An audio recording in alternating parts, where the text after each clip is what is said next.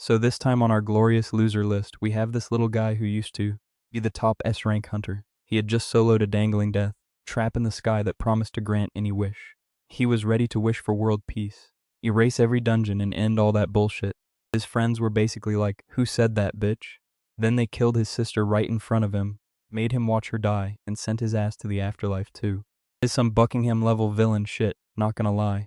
Fast forward 100 years, and our boy wakes up as some random F-rank loser, only to discover that the backstabbing squad has been alive this whole time, and has become humanity's greatest enemy. And guess what? Little sis is there too, but her brain got hit with a factory reset, and now she is down bad for some sibling activities that would make Sweet Home Alabama jealous. A dungeon hangs in the sky, basically a cosmic scam, promising to grant any wish to whoever clears it.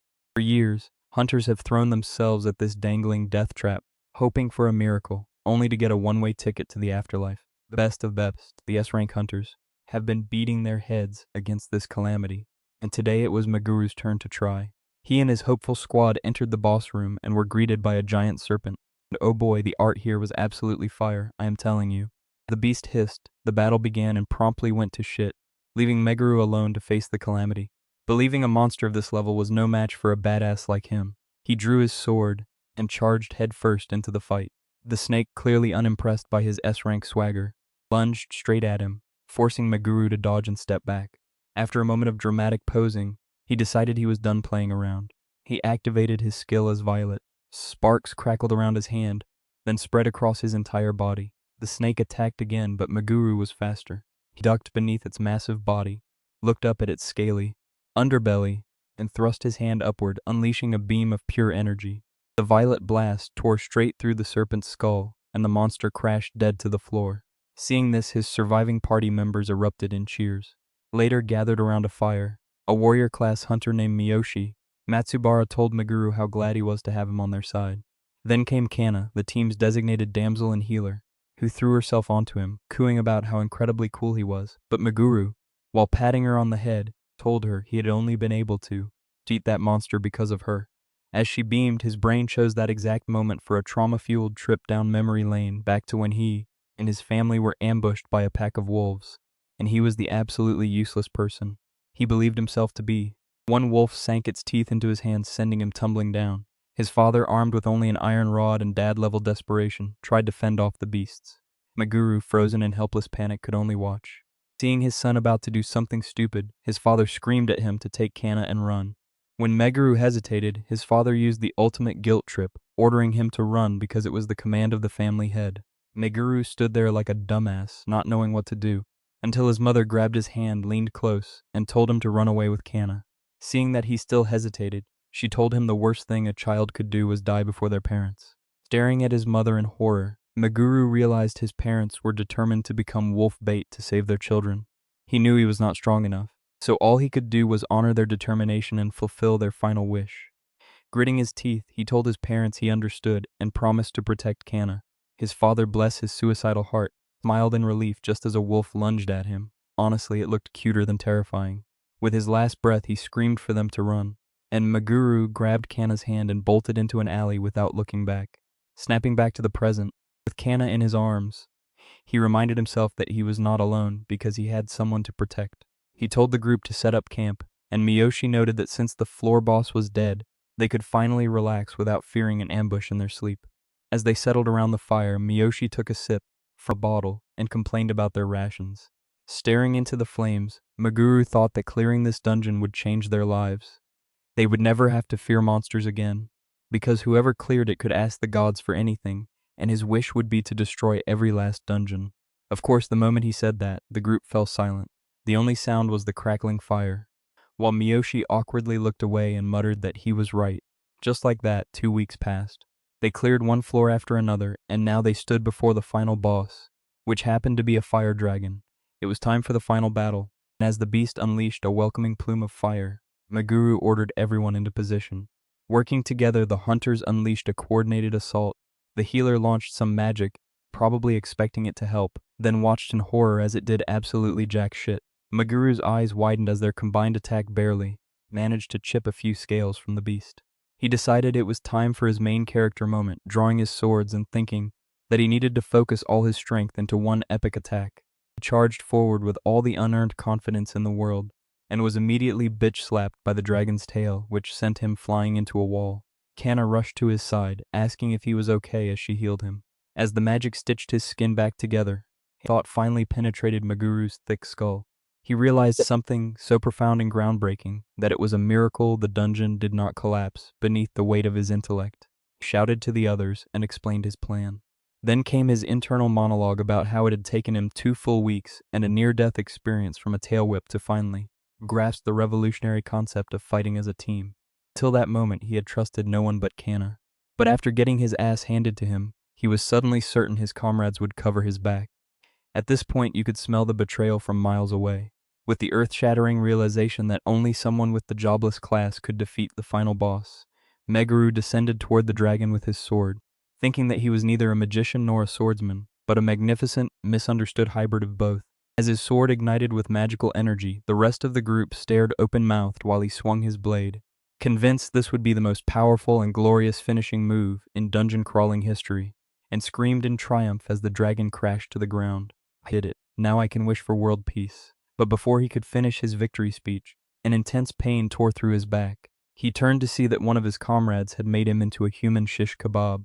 As the sword twisted, another blade plunged into Cana, and she dropped without a sound. Miyoshi wiped a speck of blood from his cheek, leaned close to Meguru, and said their little game of friendship was over. He told him they could not let him live, because their ideals were too different. Meguru stared in disbelief as Miyoshi explained that he alone wanted to destroy the dungeons. Another squad member chimed in, whining that he did not want to lose the status he had earned through blood and sweat. Enraged, Meguru asked, "I understand why I am a problem, but why did you kill Cana?" Miyoshi shrugged. "Is it not obvious, dumbass? She would have told everyone." Meguru's eyes blazed with fury as he shouted, "You killed her for such a stupid reason?" Miyoshi laughed in his face. "A stupid reason? You and your fantasy of a perfect world are the only stupid things here." As he kept stabbing Meguru, he said, "I do not know how a classless loser like you became so strong, but this is what happens when you cross real heroes." As his strength faded, Meguru thought about how he, despite choosing the jobless class, had worked like hell to reach these heights, only to be looked down on in his final moments, and by his own friends no less. He realized what a fool he had been, an absolute moron for trusting those backstabbing scumbags. Because of his stupidity, Cana was dead. As the last of his consciousness slipped away, he swore he would never forgive them. With that thought, our boy stared into the abyss and blacked out. He opened his eyes, not to pearly gates or hellfire, but to the mind-numbingly dull white ceiling of a hospital room. He looked at his hands and wondered whether it had all been a dream. But no, he clearly remembered dying. He remembered those bastards killing Cana. Just like that, he started crying like the tragic anime protagonist he was. Right in the middle of that existential crisis, a nurse entered the room for his checkup. Seeing him awake, she looked shocked and said, "Mr. Isumi, you are finally awake."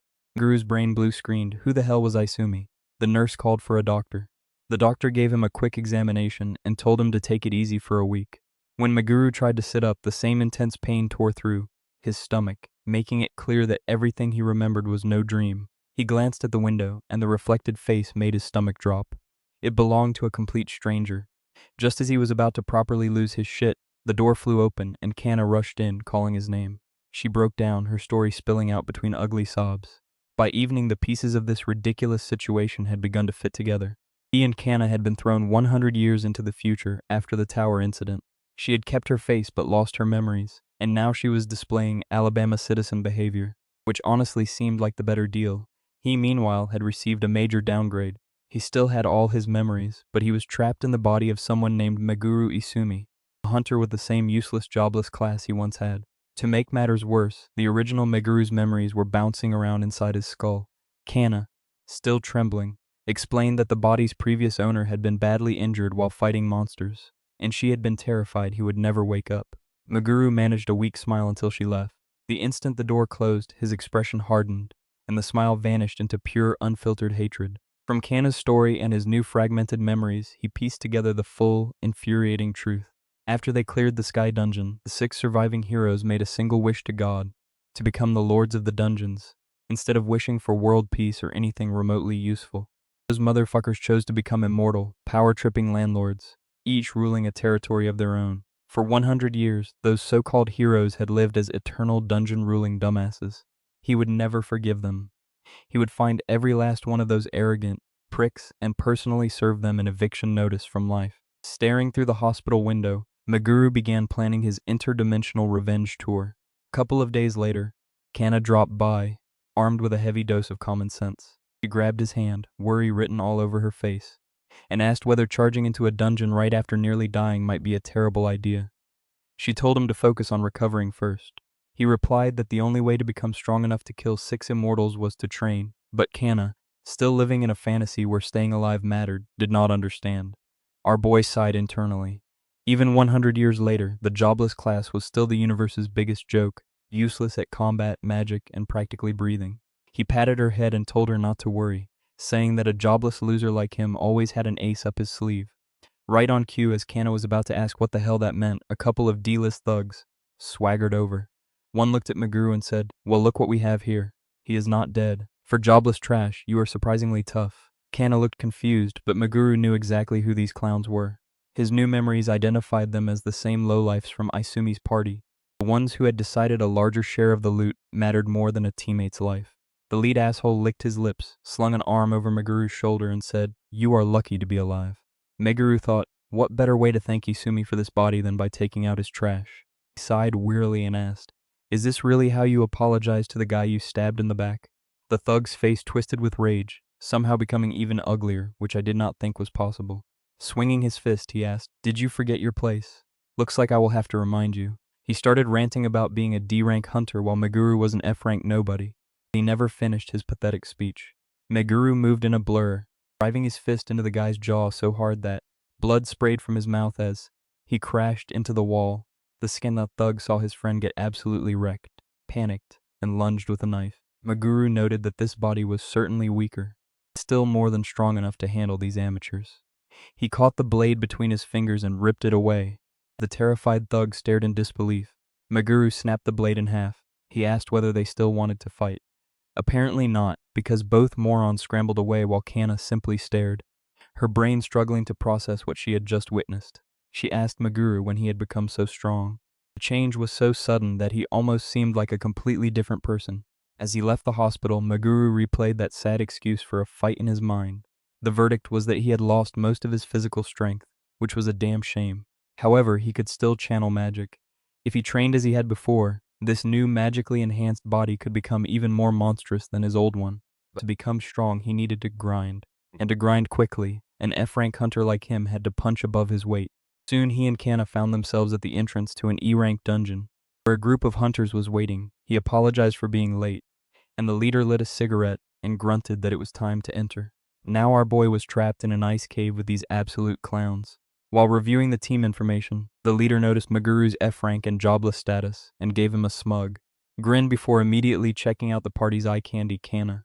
Once they were deep inside the dungeon, he stopped the group and announced that he and his hooded friend would deliver the final blow to the boss. He asked whether anyone had a problem with that, but his tone made it clear that any objection would earn a swift kick in the teeth. The rest of the spineless party members lowered their heads. Just as he was about to impose another bullshit rule, Meguru cut in and asked why. "Is that fair? Do we not all deserve a share of the boss loot?" The leader launched into a patronizing speech about bosses becoming aggressive and how, as the responsible leader, he had to protect his comrades, especially a useless F-ranker. Meguru cut him off again, saying proper tactics would keep everyone safe. That was the wrong button to press. The leader whipped out his sword and pressed it against Meguru's throat. His little henchman put a hand on Meguru's shoulder, magic already crackling in his palm, and added that the leader's word was law, so weaklings should shut up and follow orders. Cana looked terrified, but Meguru stood calmly, sizing up the two morons threatening him. Was it really so strange to defend his position? He let out a sigh and decided to play along for now. Then the leader added that he had almost forgotten something. All loot from the dungeon belonged to them.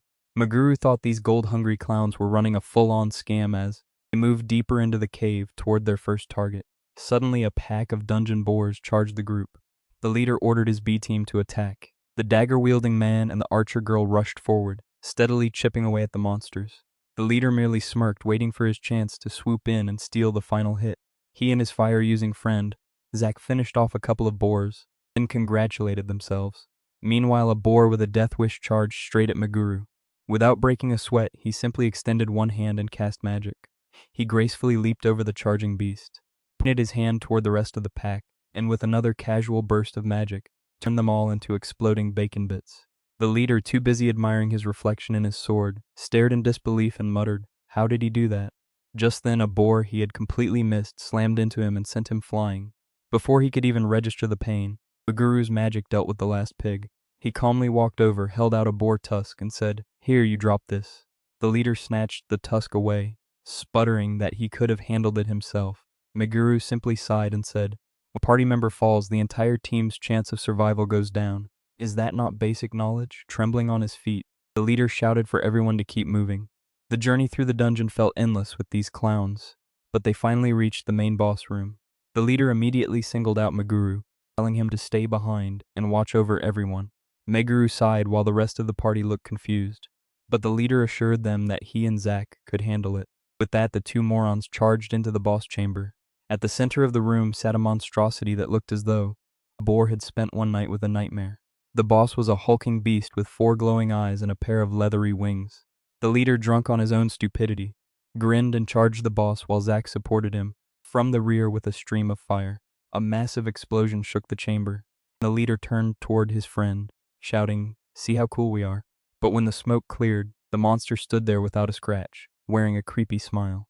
The two hunters froze in terror. In an instant, the beast's clawed paw shot forward, cleanly severing both of the leader's hands at the wrists. A second later, the monster's magic lashed out at Zack, mangling his hands until bone showed through his shredded fingers. The beast then grabbed them both. The leader screamed for it to let him go, but the monster, shockingly, did not give a damn and swallowed him whole. Zack was next. He screamed for help, his final sight a maw packed with razor-sharp teeth, before he was unceremoniously bitten in half. The rest of the party watched in silence as their leaders became a mid-dungeon snack. Meguru frowned, his thoughts racing. Even in his era, monsters in dungeons like this were usually strong, but this one was on another level. He pursed his lips as he realized this had to be a hidden dungeon. He drew his sword, pushed Cana behind him, and faced the monster. As the massacre unfolded, the remaining party members could only stare in wide-eyed terror. Seeing the way Meguru watched the beast, the man in the green hat asked, "Do not tell me you are actually going to fight that thing." Meguru nodded, sending the man into a full-blown panic as he babbled about how absurd it was for an F-rank hunter even to consider it. But Meguru had already judged the beast using his experience as a former S-rank. He could tell the boss was at least C-rank. With that, he leaped forward and charged the boss, but the monster, completely unfazed, opened its massive maw and lunged at him. Moving with incredible speed, Meguru easily sidestepped the attack while thinking, "I will never trust anyone again." He became a blur, landing a barrage of strikes on the beast. For the finishing touch, he switched to a magical attack, but the beast had the same idea and launched a blast of its own. He countered instantly, crashing his magic into the attack and dispelling it. That brief exchange was enough to show him this would not be an easy fight. His current abilities were not enough to brute force a victory. He needed a smarter approach, so he targeted the monster's legs to limit its movement. Once the new plan clicked into place, he moved with blinding decisive speed. With one quick, clean slash, he severed one of the beast's legs. It shrieked in agony, but before it could process the pain, the guru had already crossed to the other side and taken the second leg. Now the winged monstrosity was firmly grounded. It was time for the grand finale. He leaped high into the air, his gaze locking onto the ceiling, which was covered in conveniently placed razor-sharp icicles. With one final explosive surge of magic, he did not attack the boss. He attacked the ceiling, turning it into a deadly rain of frozen spears. At last the monster was dead. Once it fell, silence settled over the cave. Everyone stared, their minds struggling to process how an F-rank hunter had just soloed the boss. Then a brilliant light erupted from the monster's corpse, showering Meguru with the sweet, sweet spoils of victory. Notification sounded in his mind, informing him that every stat had increased by 5 points. Just as he began thinking, Cana approached and said something that sent a chill down his spine. "You are not the same Meguru, are you?" Meguru's brain blue-screened as he wondered whether she had realized he was a different person. He tried to bullshit his way out of it, but Cana was not buying it. "You have always been reckless, but this is different. There's no way you became this strong so quickly. You have been hiding this power from me." Meguru scratched the back of his head, unable to think of an answer for once. With tears in her eyes, she asked, "Why? Why did you hide your powers from me? Are we not friends?" He looked at her, patted her head, and said, "I trained in secret to protect you." Inside, however, the memory of their deaths burned brightly. That day he had vowed she would never again see him helpless. Later, at Hunter Association headquarters, they reported what had happened inside the dungeon. The receptionist stared at them in disbelief and said, "Let me understand this correctly. You are telling me that he, an F-rank jobless hunter, single-handedly defeated a C-rank dungeon boss after 2 D-rank hunters were killed." Still shaken, the archer insisted it was true, but the association employee did not believe her. She suggested that perhaps the survivors had murdered their leaders, and blamed the boss, while Meguru stepped in to steal the credit. Hearing that, Cana began to fume, insisting they would never do such a thing. Meguru merely scratched his head and said even the best hunters could die through a moment of carelessness, adding that the accusation insulted their fallen comrades. The workers flinched beneath the look in his eyes. Before they could demand an apology, Meguru turned and walked away. Cana gave the stunned staff one final glare and hurried after him. Just as the head of the hunter department happened to enter, his eyes locked onto the faint but dangerous aura practically vibrating from Meguru. His interest piqued. He wondered, who is that guy? Outside, Cana caught up and asked whether Meguru was sure about abandoning the reward. He shrugged and said, "I went in there for the XP, not the pocket change." A smile broke through Cana's frustration, because that was the reckless dumbass she knew. They arrived at a familiar-looking apartment complex. After a brief goodbye, Meguru entered his new lonely apartment. He lay on the bed and pulled out his phone. He fiddled with the smartphone, thinking about how much the world had changed.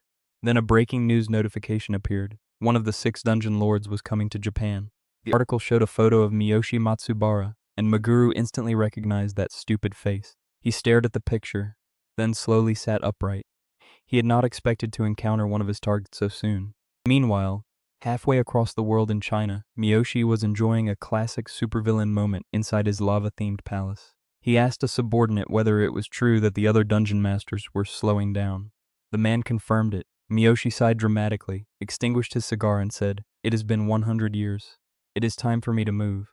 As he walked past his bowing subordinate, he waved dismissively. "Not worry about me. Have you forgotten who I am?" After 100 years as a dungeon master, he had conquered China and grown bored. Now he had set his sights on Japan. Taking that territory would be the ultimate power move and let him rub it in his former friends' faces. He climbed into a car, made a quick call, and ordered someone to begin gathering troops. Back at the Hunter Association, Meguru faced a far more ordinary problem. He wanted a dungeon to clear, but the receptionist rejected him, saying, "You are a jobless F rank. We have nothing for you." Meguru stared at her. His stats were low, so he needed to clear dungeons to grow stronger. Yet to receive a dungeon assignment, he already had to be strong. In other words, the system was rigged to keep losers in their place. He persisted, saying any dungeon would do, but the receptionist sighed and repeated that he first had to raise his rank. Cana protested, pointing out that raising his rank would require clearing dungeons alone, which was practically a suicide mission for any ordinary F-rank hunter. Just then, the department head, the same man who had noticed Meguru's terrifying aura earlier, walked over to investigate the commotion. He listened to the story of their previous dungeon, waved away his employees' rudeness, then focused his full attention on Meguru and asked, "Do you want to raise your rank? How about taking a special exam?" He explained that every month, hunters could test their abilities in a special arena. Passing would raise their rank. There was no risk of death, and failed applicants could try again. It sounded almost too good to be true. Still, it was a shortcut, and shortcuts had become his specialty. "I will do it," he replied without hesitation. As Meguru walked away, the receptionist asked why the boss had suggested it, since no hunter had ever passed the exam. The boss kept smiling and said, "I have a feeling he will be the first." 3 days later, deep inside the association's underground arena, the announcer explained the rules to the participants. The basic idea was simple. Monsters were fake, but the pain was real. Even if something ripped out your spine, you would leave without a lasting injury. When the announcer asked for the first volunteer, a man wearing a full suit of armor stepped forward. The massive doors swung open, and he marched inside. On the monitors, the other examinees watched a gigantic snake materialize. The armored man charged and swung his massive sword, which struck with a dull thud. The snake did not even flinch. It merely looked offended. A moment later, the snake promptly uninstalled him from the arena. Watching this, the other examinees collectively shat themselves as one muttered, "That thing is at least A rank. How the hell are we supposed to beat it?" Unfazed, the announcer simply asked, "Who is next?" Meguru casually raised his hand. Inside the arena, our boy now faced a gigantic white lion. Without wasting a second, the monster immediately began forming a fireball inside its mouth. While our boy dodged it at the last possible moment, the fireball scorched the spot where he had been standing. The lion followed with a swipe of its paw, but Meguru blocked it, and the force sent him skidding across the floor. That attack told him everything he needed to know. He knew even a single scratch from it could finish him. He had already formed a plan. He lunged forward, not toward the lion's head, but toward its paw, carving a deep gash. As the beast roared and began charging another fireball, Meguru saw his opening. He timed his move perfectly, swinging his magic-infused blade through the stream of fire as he thought, "My casting speed's improving, I can move faster now." When the lion tried to charge a third fireball, Meguru rushed it, using a burst of magic to launch himself into the air, right toward the monster's stupid, fiery face. He thought that the jobless class was a jack of all trades, and all he had to do was increase his stats to become stronger. With that thought, he drove a condensed mass of violent magic straight down the lion's throat, killing it in one blow. After the exam, a visibly trembling receptionist handed Meguru his new hunter card. He glanced at it, admiring his new rank outside. Cana was practically vibrating with excitement as she said, "You actually did it. No one has ever passed that exam before. That is so cool, man. She was adorable now. I am still mad at those guys for killing her." Meguru pocketed the card and asked, "No one?" Cana thought for a moment and said, "That is what the association employee told me." Meanwhile, inside his office, that same department head grinned. Then Meguru realized it had all been a setup. Suddenly, two men who looked as though they had walked straight off the set. A man in black called out to them, "Are you Iskumi, Meguru?" One asked, "You need to come with us." Playing the part of a terrified little girl, Cana asked Meguru whether he knew them. Meguru replied, "I have never seen them before in my life." He walked toward them as Cana began to panic. He reached into his pocket and pressed a small talisman, then handed it to her. He told her not to worry about him and to go home, promising that he would return soon. Before she could protest, one of the men in suits grunted that it was time to leave. Their vehicle entered an underground parking garage. The elevator chimed, and his escort announced their destination. They entered an absurdly opulent room where an old man sat on a plush sofa. Without wasting a second, Meguru bluntly asked the old man why he had brought him there. The old man gave a good-natured laugh and said, "Forgive the theatrics. I simply want to offer you a good deal." He opened a briefcase on the table, revealing stacks of cash, and said, "I want to be your first sponsor." Meguru eyed the case, estimating that it held at least 100 million yen. The old man explained that his agent had watched the promotion exam and was thoroughly impressed. He offered Meguru a monthly salary of 100 million yen for his services, and honestly, for that kind of money I'd sell my soul. Just kidding. When Meguru asked what he would have to do, the old man dodged the question with just various tasks, making it clear he would not get a straight answer until he signed. Meguru thought the offer was tempting. The money could fund his war against the dungeon masters, but it came with golden handcuffs. He told the old man he appreciated the offer, but his freedom was not for sale, and politely rejected it before turning to leave, only to discover that the door was locked. One of the old man's agents stepped forward and said, "We can't allow you to leave." Then he moved with blinding speed, faster than any hunter Meguru had encountered so far, and drove a fist into his gut. The force sent Meguru flying into the wall, with blood trickling from his mouth. He gasped for air as his lungs burned. The agent taunted him, asking if he was having trouble breathing, then explained that the room was sealed. The only ventilation was in the corridor outside. Showing off the ring on his finger, he said, "You won't have enough oxygen unless you have one of these." Meguru stared at the gleaming ring and realized they were using a magic item. Even so, he forced himself back to his feet, wiped the blood from his lip and said, "Well, that was unexpected, but you've only slowed me down a little." That he launched himself at the agent who had punched him. The goon smirked and wound up for another blow, but his expression twisted into pure shock when Maguru's fist struck his face first, sending him sprawling to the floor. The other agents stared in disbelief. One whispered, "He took him down in one hit." That was their cue to collectively lose their shit and attack at once. One of them even drew a knife glistening with poison. Meguru simply stood there, watching the poison knife-wielding man charge toward him in what felt like slow motion. Then he flicked his foot and kicked the knife from the man's hand, shredding the dumbass's fingers in the process. He thought, "My senses have been slowed down, so I'll just have to adjust." It did not take him long to dismantle the rest of the charging goons. Within seconds, only one agent remained standing.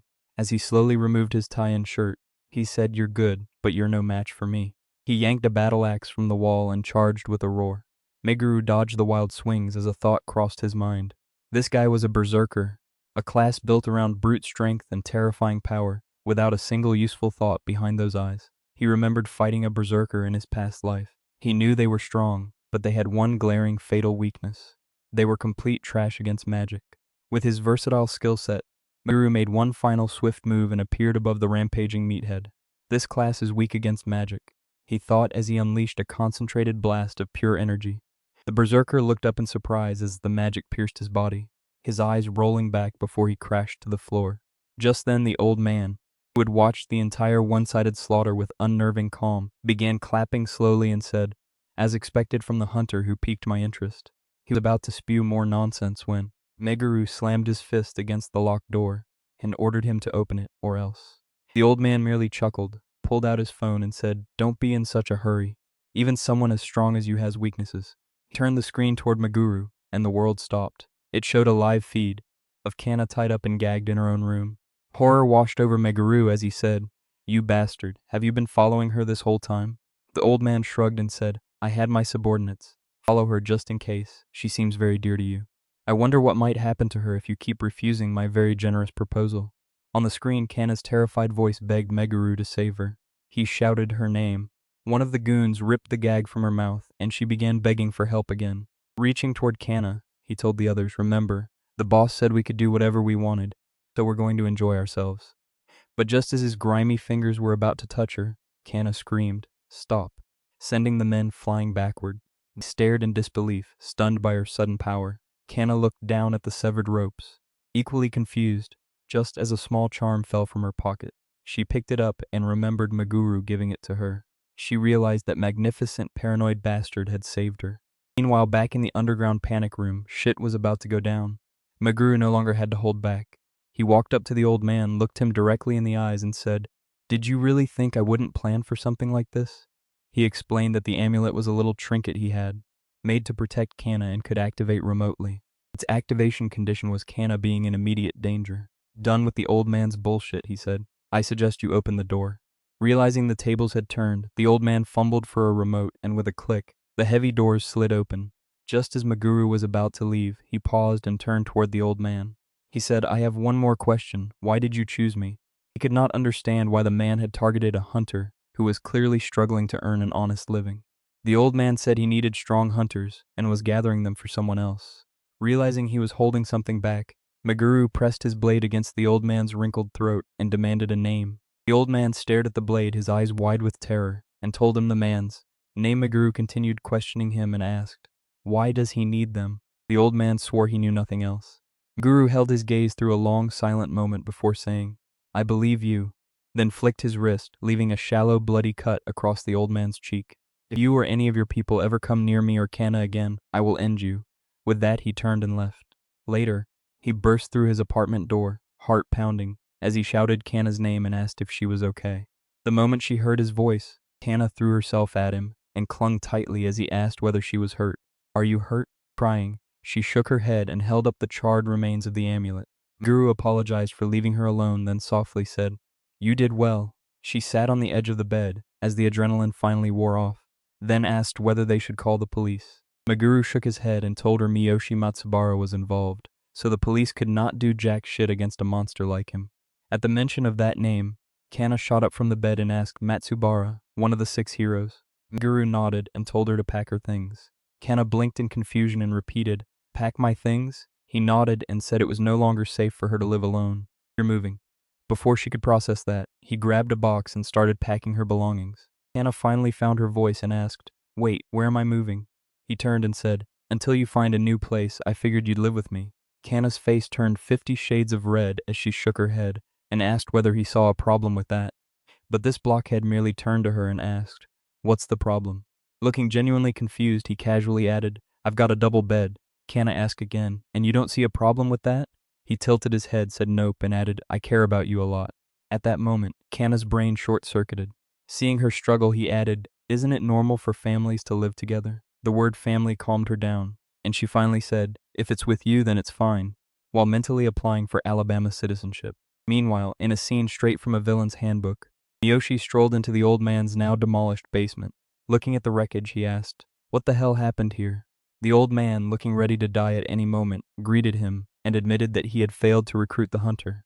Miyoshi grabbed him by the hair, yanked his head back, and demanded to know who had done this. The old man quickly handed over a phone, explaining that the hunter's name was Isumi Meguru, an unknown jobless class hunter with terrifying strength. The name made Miyoshi pause. Isumi Meguru, jobless but strong. A flicker of memory, a face from a century ago, flashed through his mind. It can't be, he thought.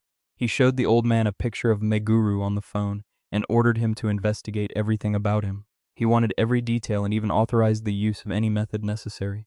Later, Cana woke up, still unable to wrap her head around the fact that she was sharing a bed with Meguru.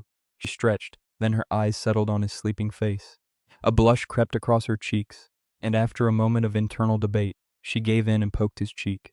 Later, fully dressed and ready to make her escape, she froze at the apartment door because a shimmering, swirling portal had appeared out of thin air. She called for Meguru. He emerged from the bedroom, looked at the portal and said, "Well, that's new. You don't usually see dungeons appearing in apartment hallways." He examined it and judged it to be around C rank. He told Cana he would be right back, but she grabbed him from behind and refused to let go, saying that if he entered that weird apartment-eating void, she was going with him. Inside, after dispatching a few low-level mobs, Meguru concluded that this part of the dungeon was a bust. Following behind him, Cana wondered whether she was even useful there. She felt more like a very anxious backpack. As though reading her mind, Meguru turned and said, "Hey, can you use Abyss?" Cana stared at him blankly. Abyss was the legendary stat-lowering spell from fairy tales. The idea seemed ridiculous. After all, the only known person who could use it was the legendary hero Cana, while she was just a simple cleric. But Meguru believed that even without her memories, the power remained buried in her soul. Just then, a monstrous dog charged toward them. Without missing a beat, Meguru turned, cast a weaker version of Abyss, and kicked the beast away, while Cana stood there wondering what the actual heck had just happened. Turning to her, he explained that it was a watered-down version of Abyss, adding that this was the one advantage of the jobless class. He could do a little of everything. Cana's eyes widened as she exclaimed, "That's incredible. I never knew the jobless class was so cool." Returning to the subject, he told her that was nothing, and that she could do it far better, because the technique was practically carved into her soul. She only had to believe in herself and picture the result. Basically, power of friendship kind of shit. After a little more convincing, she finally agreed to try. As she closed her eyes and nascent energy crackled around her hands, Meguru watched as an idea formed. Maybe the key was not recreating one massive, complex spell from memory. Maybe she could achieve the same effect by layering simpler spells, one on top of another. Just as Meguru pointed out a new wave of monsters, Cana closed her eyes, took a breath, and cast the legendary Abyss spell, freezing them in place. She stared at her hands in amazement and muttered, "I actually did it." Meguru placed a hand on her shoulder and, wearing a proud, shit-eating grin, said, "Didn't I tell you?" Then he added, "Now that you've mastered the debuff, I'll teach you force and adjustment." Cana looked at him as if he had suggested juggling live grenades. Sometime later, they reached the boss chamber, and it did not take long for shit to hit the fan. As the boss charged, Cana's mind raced, recalling the crash course Meguru had given her along the way. She extended her hand, channeled her mana, and cast Force, the opposite of Abyss, a spell that strengthened allies instead of weakening enemies. Right on cue, Meguru zipped between the beast's legs with suicidal confidence, slapped a magical seal onto the ground, and summoned a pillar of flame, instantly reducing the monster to ash. Watching him defeat the beast, Cana thought, "Now I can help him." Meguru walked over to her, thanked her for the support, and added, "I'm surprised that was so easy. You're amazing." Cana's face turned crimson as she stammered that it was really nothing. But Meguru's smile faded when he checked his stats. Something was wrong. The dungeon was cleared, but his XP bar had not moved. There was no reward and no satisfying level-up sound. Then a new portal shimmered into existence before them, looking far less inviting and much more like a one-way ticket to hell. "That doesn't look like an exit, does it?" Cana asked. Meguru's expression turned grim as he realized exactly what it was. "It's a double dungeon," he explained in a clipped, urgent tone. "A rare fucked-up phenomenon where a second, much harder dungeon is hidden inside the first." Judging from the mana pouring from the portal, he estimated that it was at least a B-rank dungeon. At the words B-rank, Cana's expression fell. She knew this dumbass would want to conquer it. Trying to be the voice of reason, she reminded him that it was like a natural disaster, warned that it was too dangerous even for him, and urged him to turn back. But he refused. He did not want to leave, especially after coming this far. Turning to her, he said, "With your buffs, I should be able to handle it." He began walking toward the portal of doom, and Cana called his name in a desperate, terrified cry. But her voice was drowned out by a deep crack. The cave ceiling began to fracture. Meguru's eyes widened in horror, and he spun around and ran toward Cana, but he was too far away. Massive rocks rained down. Cana could only look at him before everything went black, and she was buried beneath rubble. Meguru turned and saw that the whole damn ceiling had collapsed exactly where Cana had been standing. He completely lost his shit, screaming her name as he clawed at the rocks. An image of her flattened like a pancake was probably flashing through his mind. But then Cana simply crawled out of the rubble, dusted herself off and said she was fine. She barely had a scratch. She told him it was all thanks to the spells he had taught her, then suddenly gave him a huge hug. Meguru stiffened awkwardly before pushing her away. Trying to play it cool, he said the collapse felt like magic, as though someone else was there. No shit, Sherlock. You're in a dungeon. After that, they continued deeper into the dungeon. As he cleared the first wave of mobs, he thought, the enemies in this part of the dungeon are much tougher. He mentally congratulated himself for teaching Cana those spells beforehand, thinking that if he kept this up, he would be ready for revenge in no time. Seeing him grinning like an idiot, Cana asked what was on his mind, and he fumbled through some bullshit excuse about wanting a reward for clearing the dungeon. They finally reached the boss room, where a giant three-headed dog awaited them. Meguru shouted for Cana to do her thing, and she struck the beast with a spell. Then he rushed in, dodged its paw, and started climbing the monster. The dog smacked him away, reminding him that this was a B-rank boss. His first brilliant plan was to throw a dagger at its throat.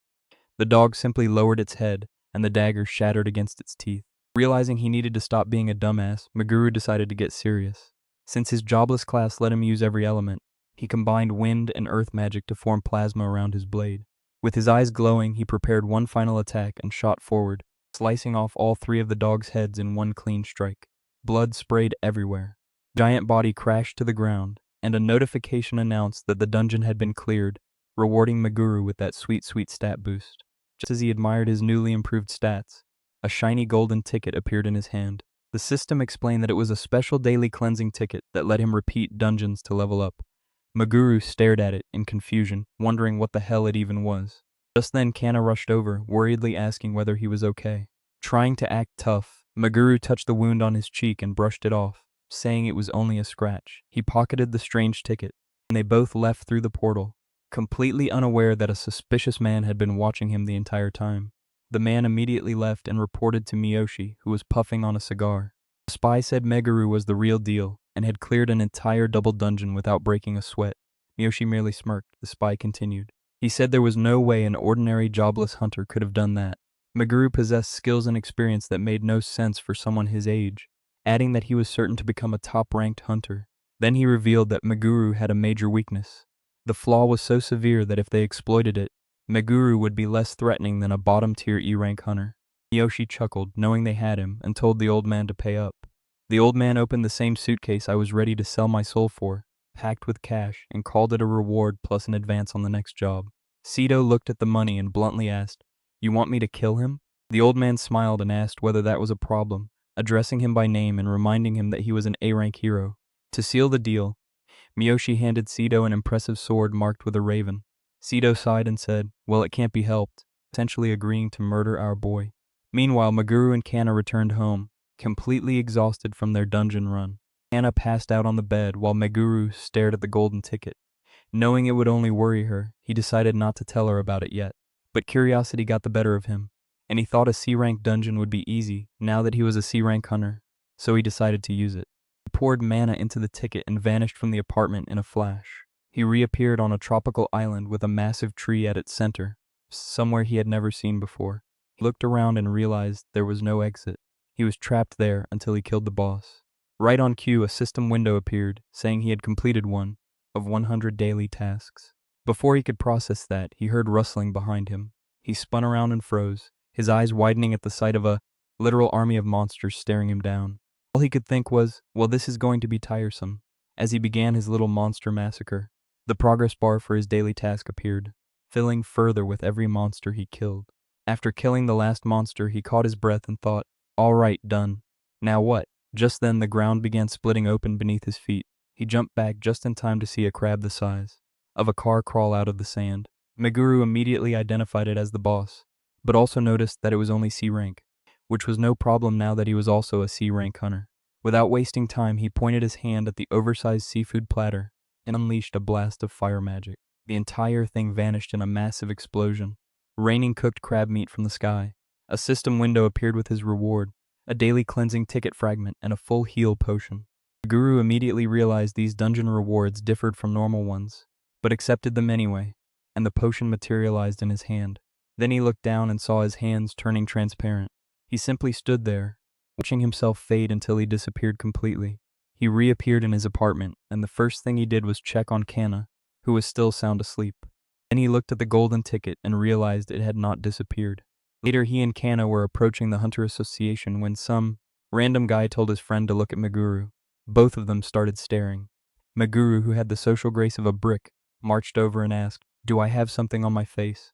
The men panicked, waved their hands, said it was nothing, and hurried into the building. Cana gently reminded him, "Dude, you're the jobless guy who somehow passed the promotion exam. You're basically a celebrity now, you idiot." Before she could finish, an employee from the Hunter Association called out to him, saying they had received a special assignment, specifically for him and Cana.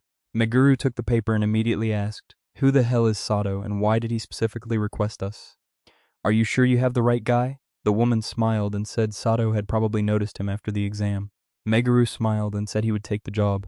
A little later, he reached the meeting point and found Sito waiting with 2 other men. Sito greeted him with a grin and said, "So you're that insanely strong jobless guy." Meguru shook his hand, thinking, "So that's my title now, I guess." The other 2 basically admitted they were useless meat shields there to fill the party quota, telling Meguru they were counting on him. They entered the dungeon and prepared to fight a crystal lizard.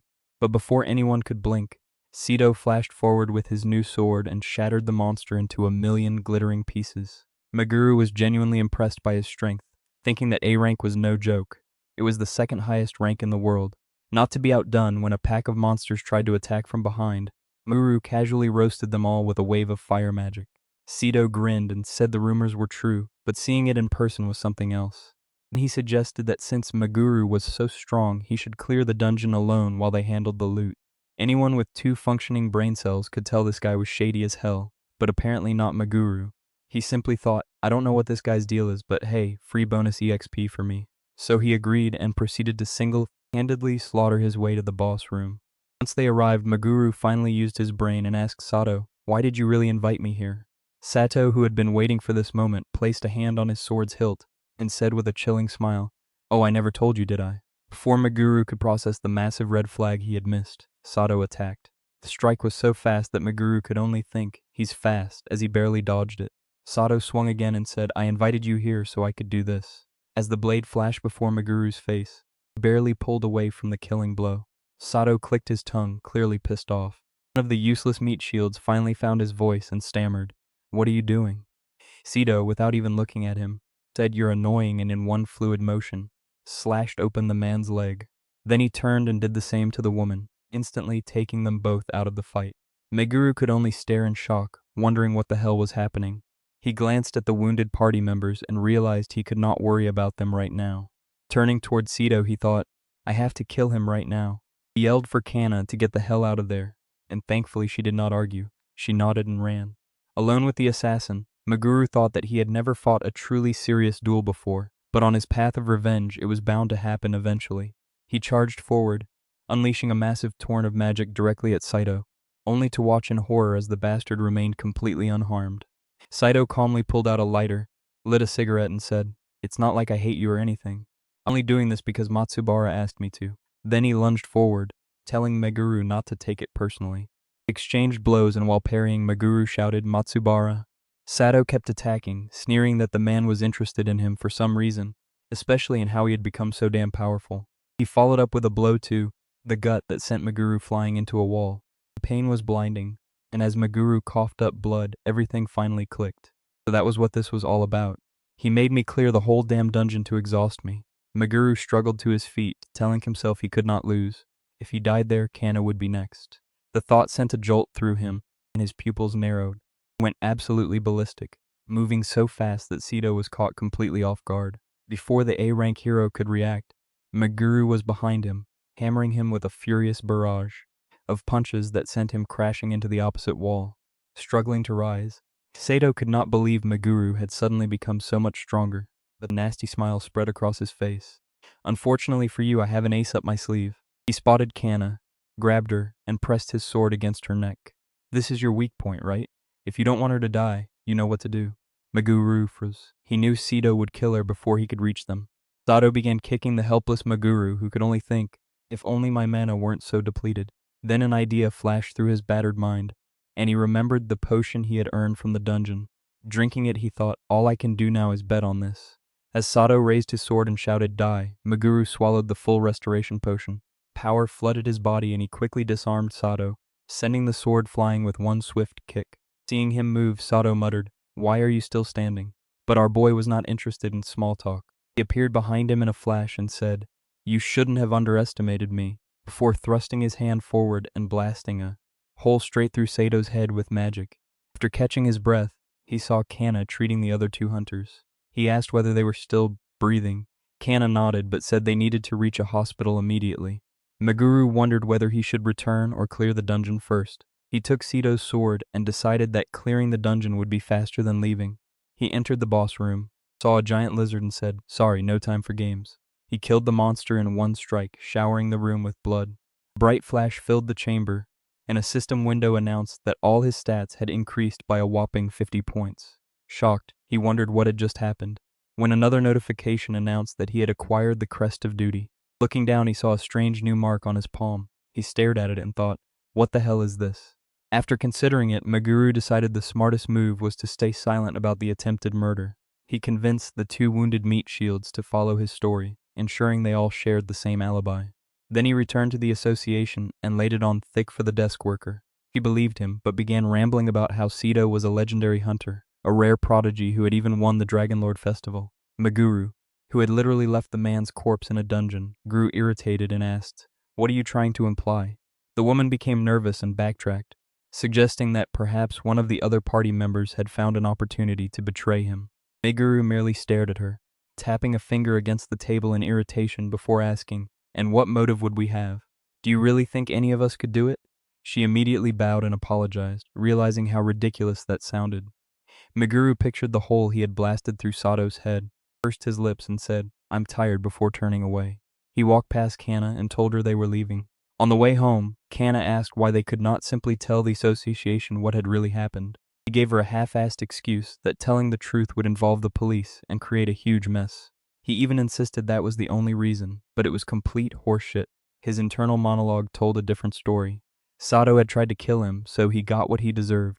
Besides, with the dungeon gone, there was no evidence anyway. The real reason for the lie was that Meguru wanted no more goddamn attention.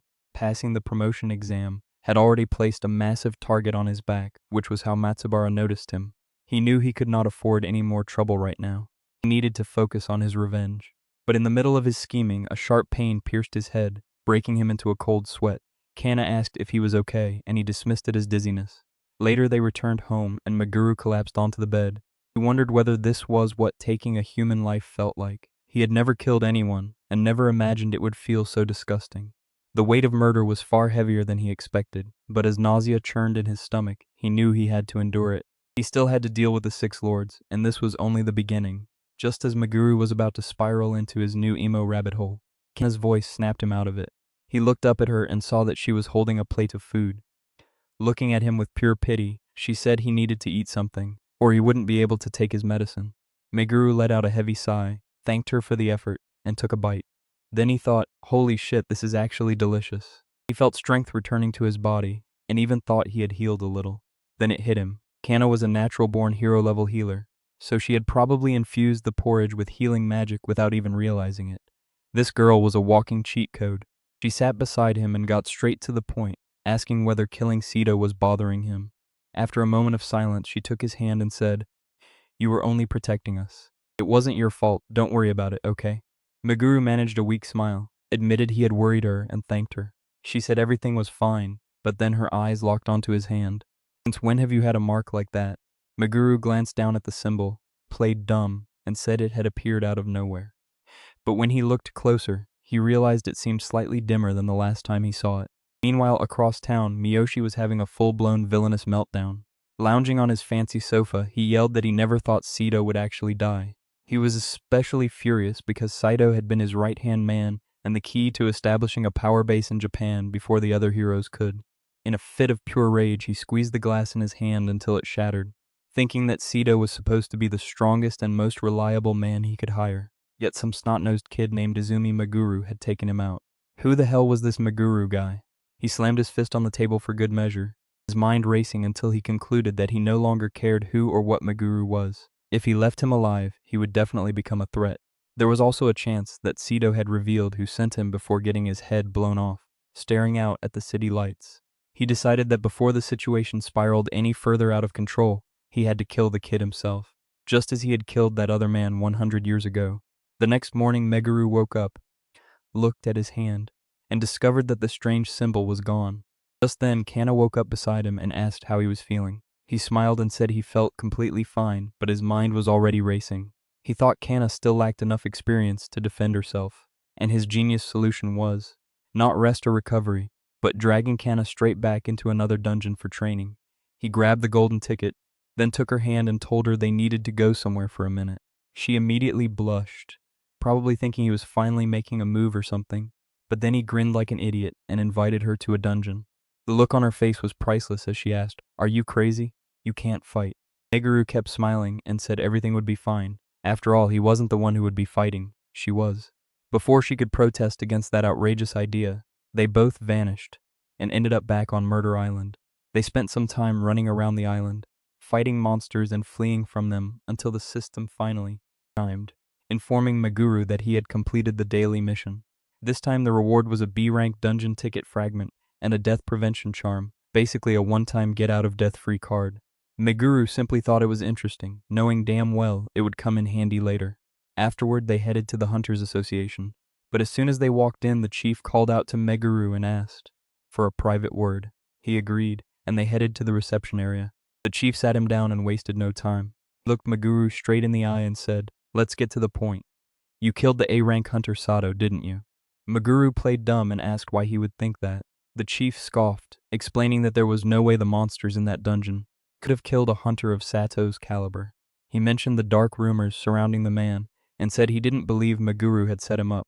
He assumed Sato had attacked first. Besides, the chief added, "You're strong, I can feel it.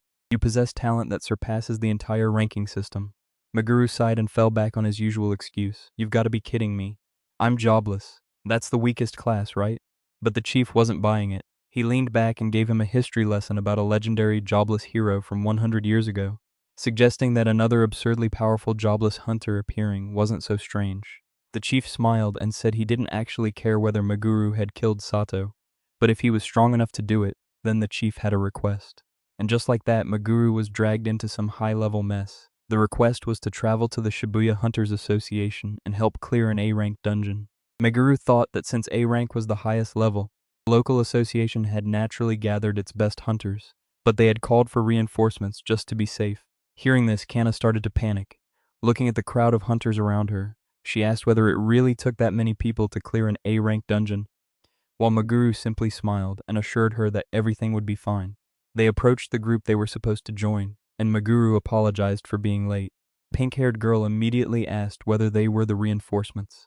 Meguru nodded, but she scoffed, saying the Hunters Association was interfering too much and that they could have cleared the dungeon themselves. Her friend tried to tell her not to be so rude, but Nozomi merely sighed and told Meguru and Cana to stay out of her way. Then she asked what their hunter ranks and classes were. Cana said she was a D-rank healer, earning an approving nod. Then Nozomi looked at Meguru and asked about him. He simply replied that he was a D-rank jobless hunter. That certainly got a reaction from her. Meguru tried to smooth things over, saying he knew how it looked, but she shouldn't worry. They were confident in their abilities. That was the wrong thing to say. Nozomi covered her face with one hand, muttering that a D-rank jobless hunter was obviously useless, no matter how much experience he had. She grabbed Meguru by the collar and got right in his face. "You're underestimating this dungeon. You're going to die, you know that, right?" Hikari yelled that she was going too far, and Nozomi finally released him. Cana rushed over to ask whether Meguru was okay, and he assured her that he was fine, but Nozomi continued glaring at him with pure hatred, convinced that his overconfidence would get everyone killed. Without another word, she turned and stormed through the portal, into the dungeon. Her friend scrambled after her, while Meguru watched them go and thought, it looked like a storm was coming. "No shit, bro, you're a walking disaster magnet." As they entered the dungeon, Meguru noticed that Nozomi's words had gotten into Cana's head. Meguru took her hand and asked whether she was ready. When she hesitated, he patted her head and said, "You're strong enough, I guarantee it. Who do you trust more, me or them?" Somehow it worked, and she blushed before agreeing. They stepped inside and were immediately greeted by a massive minotaur. Nozomi ordered Sakura to deal with the monster, and she grinned, saying, "Leave it to me." She charged forward and smashed the monster with her axe, knocking it off balance. Hikari followed up with a massive fire spell, and Nozomi finished it with a clean sword strike, making the beast cough up blood before crashing to the ground. They agreed that A rank was on an entirely different level, and Nozomi, thoroughly satisfied with their performance, said they only needed to maintain the formation. Then she spotted Meguru and Cana and wondered whether they had come in anyway, even after her warning. Knowing monsters were still nearby, she told the group to stop. But while she was speaking, another Minotaur broke away and charged straight toward Meguru. She rushed in to help, but Cana cast a buff on Meguru, and he casually kicked the Minotaur's charging axe aside. Then he drew his sword and sliced the Minotaur's head clean off its shoulders.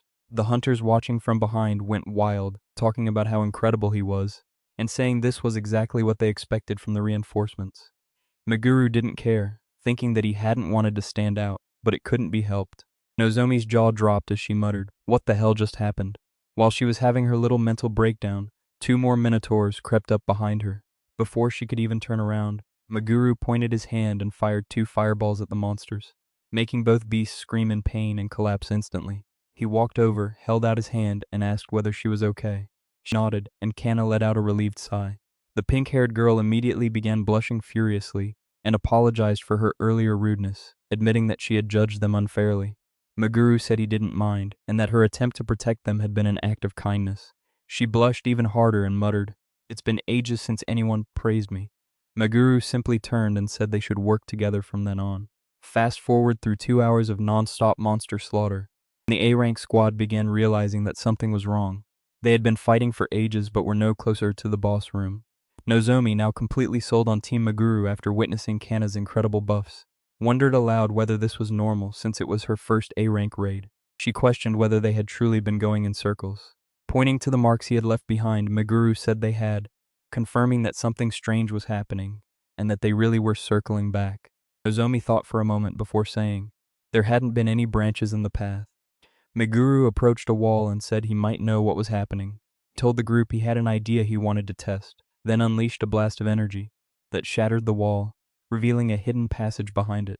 Nozomi turned to him and asked how he had figured out what none of them could.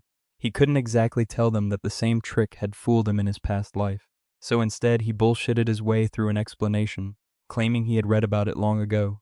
In reality, he had used a secret technique called searching, which accelerated his mana to detect hollow sections inside the walls. Cana and the others somehow believed him. After walking a little farther, they reached the boss chamber.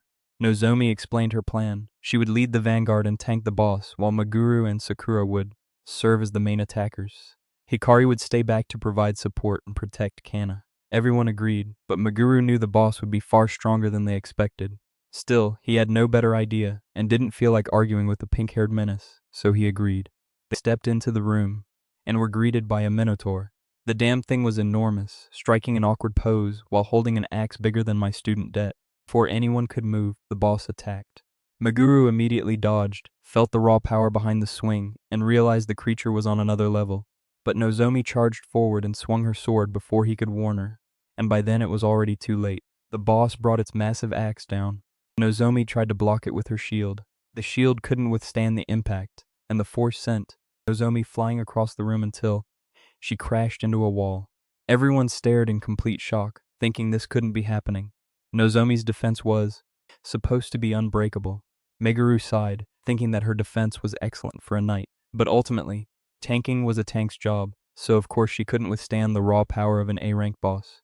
He immediately took command and told everyone what to do. As he turned to face the boss, it let out a deafening roar and threw its weapon. Meguru barely dodged, his heart pounding. He knew any one of its attacks could kill him instantly, and as if things weren't already bad enough, the monster created another axe out of thin air. Things couldn't get much worse, and he knew he would have to give everything he had to defeat it. Thinking that if he could create just one opening, even for a moment, the thought was cut short when the boss swung its new weapon, aiming directly at him. Spotting his opening, Meguru acted quickly. He slammed his hand against the ground, channeling magic into the earth. A forest of massive, razor-sharp magical crystals erupted from the floor, piercing the Minotaur's leg and stopping its attack dead. The giant beast roared in pain and stumbled backward. Meguru finally understood. The boss had immense attack power, but that meant its defense was lacking. With that realization, he bolted toward the monster as it swung its axe in a wide arc. Meguru leaped over the blow and landed perfectly on the flat side of the axe. He sprinted along the weapon toward the boss's face, relying entirely on the charm he had earned earlier. He launched himself into the air, yelling that this would be his final strike before, carving a deep gash across the Minotaur's chest. Blood sprayed everywhere as Meguru landed on the floor, breathing heavily. He felt pretty damn pleased with himself, thinking it had been close, but mostly relieved that he had pulled it off. Then his victory was cut short when he looked up and saw the Minotaur still standing, its eyes glowing a terrifying, brilliant red. It had entered full berserker mode. The boss roared and slammed its axe into the ground, unleashing a massive shockwave. Meguru knew he couldn't survive another direct hit. He considered wearing it down through a battle of attrition. Before he could finish forming his genius plan, the boss hurled its axe straight at him. He barely dodged, but then the bastard threw another one immediately afterward, catching Meguru by surprise as he realized it could still use combination attacks. There was no time to dodge the second axe. He stared in absolute horror as the gigantic weapon filled his vision, his final thought being that he was really going to die in a place like this. Just as the axe was about to cut him in half, Cana came flying out of nowhere and stood directly in front of him, shielding him with her body. He shouted at Cana, asking what the hell she was doing, but she only turned and gave him a weak smile. At that moment, the axe struck, triggering a massive explosion of magical energy that shook the entire room. When the smoke cleared, they were both still standing, Cana holding the death prevention charm in her hand. Seizing the opportunity, Meguru poured all his magical energy into his sword and charged the monster, knowing he couldn't possibly waste this chance. Meanwhile, the boss roared and summoned another weapon, but Meguru ignored it and created a storm of magical crystals, sending them flying at the Minotaur before leaping into the air, his sword blazing with raw power. He gripped the hilt with all his strength and brought it down in one final desperate strike, slicing the monster cleanly in half. He landed behind the bisected boss, his own energy flaring around him as a teleportation portal appeared in the middle of the room. Meguru collapsed to the floor, panting as he muttered, "I seriously thought I was going to die just then." System windows appeared all around him, and he sighed. As expected of an A-rank dungeon, all his stats had increased by 30 points. But the extra 50 points from the Crest of Duty caught his attention. The hunters who witnessed everything could only stare, wondering who the hell this guy was. Feeling embarrassed, he called out to Cana, who was already treating the injured Nozomi. He thanked her, admitting he would have lost without her, and gave her another of his signature awkward head pats, which she naturally loved. Then he added, "But seriously, never do that again. My heart can't take it." Cana shot back that he was the one who was always putting himself in danger. Just then, Nozomi approached him with a completely different expression and said, "Honestly, I'm amazed you defeated an A-rank boss. Are you really a D-rank jobless hunter?" Meguru confirmed it, saying the Hunters Association should at least recognize him as C-rank now. Nozomi looked at his card and said he was incredibly strong. Added that it was strange he had trouble finding requests, since it usually took no time at all. Then, completely out of nowhere, she grabbed his hand and looked up at him with sparkling eyes. She launched into a full sales pitch about him and Cana joining her guild. She said it was a waste for someone so strong not to belong to a guild, that they could immediately accept higher-ranked jobs, and that her guild wouldn't even take a cut of their rewards. Then she revealed the real reason, blushing as she said it was because she'd feel much safer with him in her guild. She wanted to work with him. Meguru, being the dense idiot he was, failed to notice any of this. He thanked her for the offer but said they had no intention of joining any group, regardless of how good the deal was. Joining a guild would restrict him, and he couldn't allow that. Realizing she was getting nowhere, Nozomi changed tactics and asked him to at least let her thank him for saving them. They could meet tomorrow, just the two of them. Meguru, a lifelong virgin, completely missed her intentions and agreed. Just to be certain, she asked what Cana was to him. Hearing this, Cana immediately perked up, probably expecting a sweet, heartfelt answer. But without giving it any thought, Meguru said she was just a regular member of his team. At that moment, you could practically hear Cana's heart shatter into a million pieces. Nozomi was delighted by his answer, her eyes lighting up, while Meguru remained completely confused by her reaction. Meanwhile, Cana watched them leave, having a full-blown internal panic attack, and wondering what the hell had just happened. Next morning, Meguru prepared to leave for his date, completely oblivious to the storm cloud. Brewing in the corner of the room, Cana glared daggers at him and muttered, "After telling me you cared about me, you idiot." Sometime later, He arrived at the meeting place and found Nozomi already there, waving at him with a bright smile. He asked how long she had been waiting. She quickly shook her head, claiming she had arrived less than 5 minutes earlier. After a brief conversation, they headed to an incredibly fancy restaurant, and Meguru was genuinely impressed, telling her that the food was delicious, and that she clearly knew her way around good restaurants. Nozomi practically glowed at the compliment and saw her chance. She wanted to bombard him with questions, but restrained herself and casually asked what he did on his days off. He gave the most pathetic answer imaginable, saying he simply rested because he couldn't get any requests. Upon hearing this, Nozomi's face lit up. Unable to contain her curiosity any longer, she bluntly asked whether he had a girlfriend. Meguru wondered where that question had come from, then simply answered it. Seeing her face brighten with pure joy, he wondered what the hell was wrong with her. Just as she was about to ask for his ring size, she caught herself and became serious. Feeling awkward, he asked what she did on her days off, and she said she rested too. Then her expression turned serious as she brought up what he had said in the dungeon about overestimating your abilities, leading to tragedy. She admitted that it had already happened to her once. She had grown arrogant, taken on more than she could handle, lost her best friend because of it. Her eyes nearly filled with tears. She said she never wanted to experience anything like that again. That was why she had worked so hard. Crossing his arms, he said he understood that feeling. They were more alike than he had thought. It was a genuine connection and a perfect moment, which this idiot immediately ruined by adding that he never wanted Cana to be hurt again. He would make sure to protect her. That was the only thing on his mind. Nozomi's face froze after she had finally gathered her courage. She asked what his relationship with Cana really was. Were they truly just members of the same group? In a moment of pure stupidity, Meguru blurted out that they were group members who lived together. Nozomi's eyes widened as she asked, "You do what?" And Meguru, the king of fumbling, simply asked whether he hadn't told her. "Cana and I live in the same room." After leaving the restaurant, Nozomi was so depressed that she practically dragged her feet along the pavement. Finally sensing that he might have messed up, Meguru suggested visiting a weapon and armor shop to cheer her up, and wouldn't you know it? It actually worked. She immediately brightened, geeking out over the enchanted swords. A shopkeeper with a thick Chinese accent approached them. Nozomi found a particularly impressive sword, swung it a few times, and handed it to Meguru, telling him to try it. He did, admitting that it felt like a good sword before, adding that he didn't know much about swords. Hearing this, the shopkeeper asked what kind of sword he normally used. He summoned Sito's sword, the black blade with a distinctive raven symbol on its hilt. The instant the shopkeeper saw it, his friendly smile vanished and was replaced by murderous rage. His accent thickened as he snarled, "So, do you work for Matsubara?" He pulled out a small knife and lunged straight at Meguru, who immediately shoved Nozomi behind him and parried the attack with Sito's sword. "Did you say Matsubara?" he asked, trying to understand the situation. But the shopkeeper was in no mood to listen. He screamed, "Shut up and die," then lunged again. Meguru dodged and tried to explain that it was a misunderstanding, but the man refused to listen. Finally losing patience, Meguru decided to end it. He put away his sword, caught the shopkeeper's knife hand effortlessly, and said that if the man insisted on attacking him, he had no choice.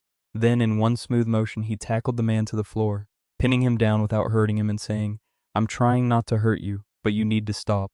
Then, in what had to be the most awkward ending to a date in human history, he turned to Nozomi, who had watched the entire scene unfold and said it had been fun, but they should probably call it a day. He dragged the still struggling shopkeeper into the warehouse, leaving a completely bewildered Nozomi standing alone.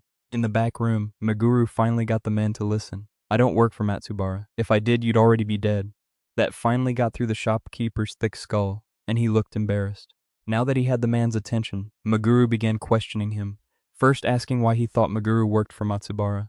The man explained that the raven symbol on his sword was Matsubara's mark, a brand carried by all his followers and their weapons. Meguru summoned the sword again, and the shopkeeper panicked, confirming it. "This symbol? It contains a portion of the dungeon master's power." He asked why Meguru possessed the sword if he didn't work for Matsubara. Meguru explained that he had taken it after killing one of Matsubara's men. The shopkeeper hadn't expected that answer. Meguru put the sword away and said it was now his turn to ask questions. He released a small flare of power and said, "Now that I've answered you, why do you know so much about Matsubara?" Without hesitation, the man said he had spent the past 5 years investigating Matsubara so he could kill him. He explained that 100 years ago, after Matsubara became a dungeon master and gained unimaginable power, he began releasing monsters from his dungeon for entertainment. Meguru nodded, listing the abilities dungeon masters possessed, including creating dungeons, eternal youth, control over their own dungeons, and a massive power boost from an S-rank dungeon's blessing. Hearing the man's story, he shouted that Matsubara couldn't be allowed to use his power for evil, but the shopkeeper shook his head, saying Matsubara viewed everyone else as toys. He imposed new taxes merely to fill his own pockets, leaving everyone else starving, and anyone who dared protest was thrown from a building without a parachute. Then he asked whether Meguru had heard of the happiness group. Sensing terrible irony, Meguru said he had a feeling. The man confirmed it, calling it the worst thing imaginable. It was an all-female group created to serve Matsubara. Officially, they only gave him massages and sang for him, but the truth was far darker. His own daughter had been kidnapped and forced into it, and when his wife resisted, they took her too. As he spoke, old wounds resurfaced, and he said that was when he swore to kill Matsubara. He explained that he had come to Japan because Matsubara was impossible to kill inside his own dungeon, and he had learned that the bastard would be visiting. In fact, he was already there. The man bowed and apologized for attacking him, but Meguru brushed it off, telling him not to worry. Then, he bluntly added that the man would never be strong enough to defeat Matsubara. That infuriated the shopkeeper. He threw a punch and screamed, "What could you possibly know?"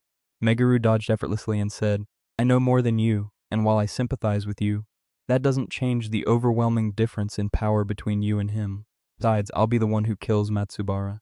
The shopkeeper was completely stunned, but Meguru simply said he had his own history with the man. Seeing the resolve in his eyes, the shopkeeper flinched. Realizing they were on the same side, he told Meguru to join his group. They needed to work together, and they could always use more allies.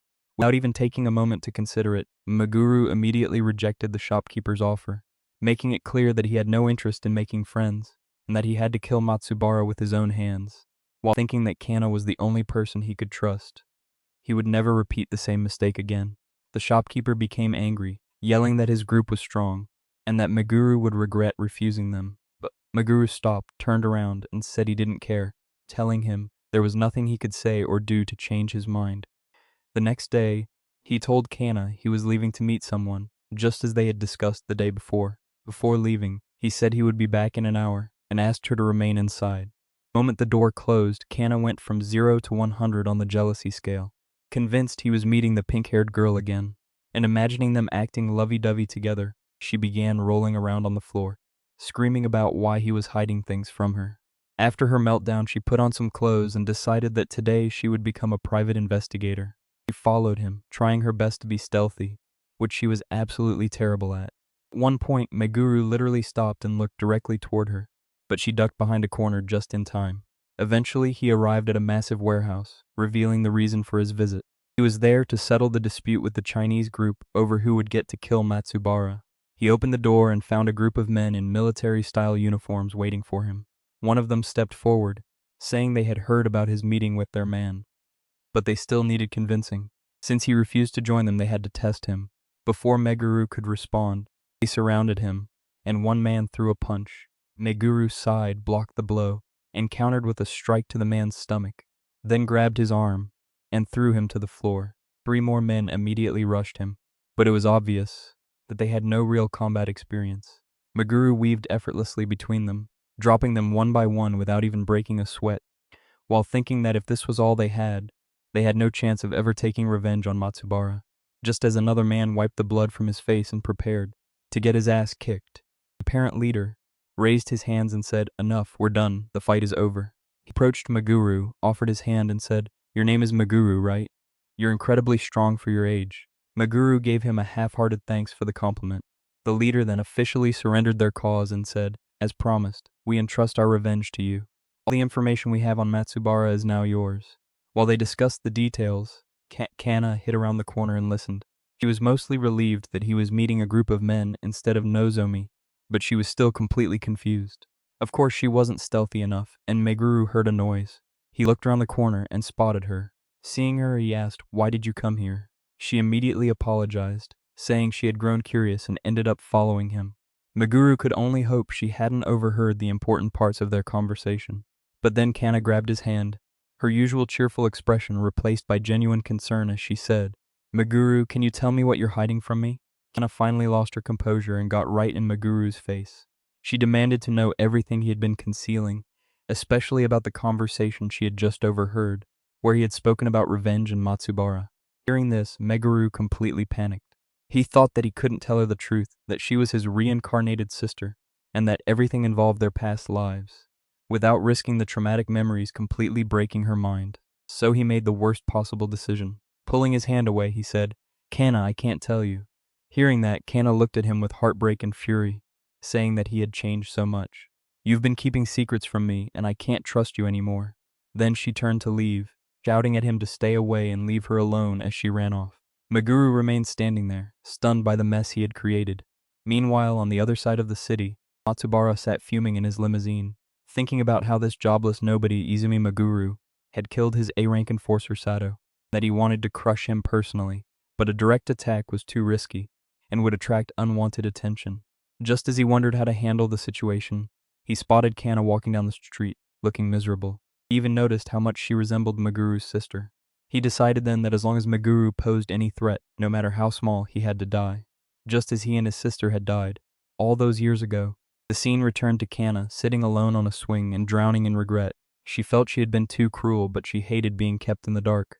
She hadn't wanted a fight, but his refusal to trust her with his secrets hurt more than anything. As Cana sat on the swing, her mind finally began working. She realized that perhaps she had been the one in the wrong, thinking that Meguru might have a good reason for hiding things, and that since she had stalked him in the first place, she wasn't exactly in a position to blame anyone. Deciding to be the bigger person and make amends, she took out her phone and sent him a quick message, apologizing for her behavior and saying she was heading back to their room. But just as she pressed send, someone approached her. She looked up and saw a smiling man who practically radiated serial killer energy. She asked whether he was speaking to her, and he simply said, "No, I'm not anyone suspicious." Cana muttered, "Did I say that out loud?" It took her a moment, but then she recognized him. She had seen his face before. He was one of the 6 heroes and the leader of the men from earlier. Matsubara asked whether she was Meguru's companion, claiming that he and Meguru knew each other. Then he dangled the bait, saying he could tell her something about Meguru's past that she didn't know. Cana hesitated and stepped back, but the temptation was overwhelming. She had just fought with Meguru over his secrets, and now this man was offering them to her on a silver platter. She knew he was dangerous, but curiosity won. She agreed to listen, telling herself she would run if anything went wrong. Besides, she still had the charm Meguru had given her, so she should be safe. Matsubara grinned, raised his fist, and said, "Then let me tell you everything." Cana flinched and closed her eyes. In that instant, her amulet flared to life, creating a shield of magical light around her. But she wasn't facing some D-rank nobody. This was Matsubara, one of the 6 most dangerous people in the world. The magic washed over him, merely making the psycho smile wider before. The amulet shattered into dust. He muttered about how troublesome she was, before punching her squarely in the stomach and knocking her unconscious. As she collapsed, he picked her up, threw her over his shoulder, and walked away. "I'll tell you everything," he said to her unconscious body, "right after I lure Izumi Meguru to where I need him." He brought Cana to a filthy dungeon. After tying her to wooden boards, he stared at her and said, "This looks good," prompting Cana to call him a bastard. "There's nothing good about this." Then she added that someone like him could never defeat Meguru. Matsubara merely gave her his usual evil smile and said she was rather cute, grabbing her face and turning the creepiness up to 11 by adding that he liked her feisty side. Then he declared that after the battle, he would take her as his bride. Cana stared at him in complete horror. As though he couldn't become any worse, Matsubara took her phone from her pocket, scrolled through her messages with Meguru, and called their conversations fascinating. Cana screamed at him to return her phone, so he performed the most cliché villain move imaginable. He punched the wall beside her head and told her she only needed to watch, promising her a front row seat, as Meguru was crushed by despair and fear. At the same time, Meguru was back at their apartment, pacing and wondering why Cana hadn't returned. He had even sent her a message apologizing too. Just then his phone rang. It was Cana's number. He answered, expecting her voice, but instead, a man greeted him by name. Meguru immediately tensed and demanded to know who he was, only to hear the man say he had taken his woman. Before Meguru could process the words, Matsubara interrupted, told him where to go if he wanted her back, and hung up. Meguru screamed into the dead phone, furious that he had received no answers. A second later, a map conveniently appeared on his screen, marking the location. Meguru didn't know who the caller was, but he gripped his phone so tightly it was a miracle it didn't break, thinking that the man had interfered with something he never should have touched. Sometime later, he arrived at the marked location and scanned the area. Looking at his phone, he muttered that it had to be somewhere nearby. Meguru finally reached his destination and after walking a little farther spotted his target. Matsubara was sitting beside a campfire near a dungeon portal. That was quick, he remarked. Meguru recognized the voice, and a sick sense of satisfaction washed over him. Realizing where he had heard it before, he muttered that he was actually glad it was this bastard, because it saved him the trouble of hunting him down later. He pointed his sword directly at Matsubara's face and said, "You are going to die." Matsubara slowly stood and gestured toward the portal. He said there was no need to rush. Meguru's woman was inside the dungeon, and if Matsubara died, the dungeon would disappear along with her. Meguru lowered his sword. Matsubara grinned and walked into the portal, telling Meguru to follow him into the dungeon he had created. It contained no monsters and was perfect for making people disappear. Meguru immediately realized the double dungeon outside their home had also been Matsubara's work. Tightening his grip on his sword, he asked whether Cana had been hurt. Matsubara, enjoying himself far too much, opened a door and said, "Why don't you see for yourself?" They entered a room and there she was, chained to wooden boards. Meguru immediately rushed to her side, telling her to wait and promising to free her. But before he could do anything, Matsubara summoned an absurdly large hammer and said, "In that case, we can begin." Meguru turned to face him and asked one final question. "Why do you hate me so much? I'm only a D-rank jobless hunter." Matsubara thought for a moment and said it was because Meguru resembled someone from 100 years ago whom he had hated. That was all. Meguru stared at him, said he understood, and added that if that was the reason, he had something interesting to reveal. "That jobless man you hate so much is me." Once the small talk ended, Meguru wasted no time. He swung his sword with all his strength, and in that instant, his entire body erupted with a powerful wave of magical energy. Matsubara's eyes widened as he was caught completely off guard. Meguru's movements and the energy surrounding him were painfully familiar. He muttered that there was no mistaking that style or presence. Gritting his teeth, Matsubara raised his weapon, and their blades collided with a deafening crash. Meguru tried to match his strength, but it wasn't even close. He was driven back several meters, skidding across the ground. Matsubara mocked him, saying he was weak and nothing like he had been 100 years ago. Deep down, Meguru knew he was right. The difference in power between them was enormous and undeniable, but the fight was far from over. Meguru tightened his grip on his sword and thought quickly. He knew brute force wouldn't work, but perhaps he could outsmart Matsubara. His eyes locked onto Matsubara's left shoulder.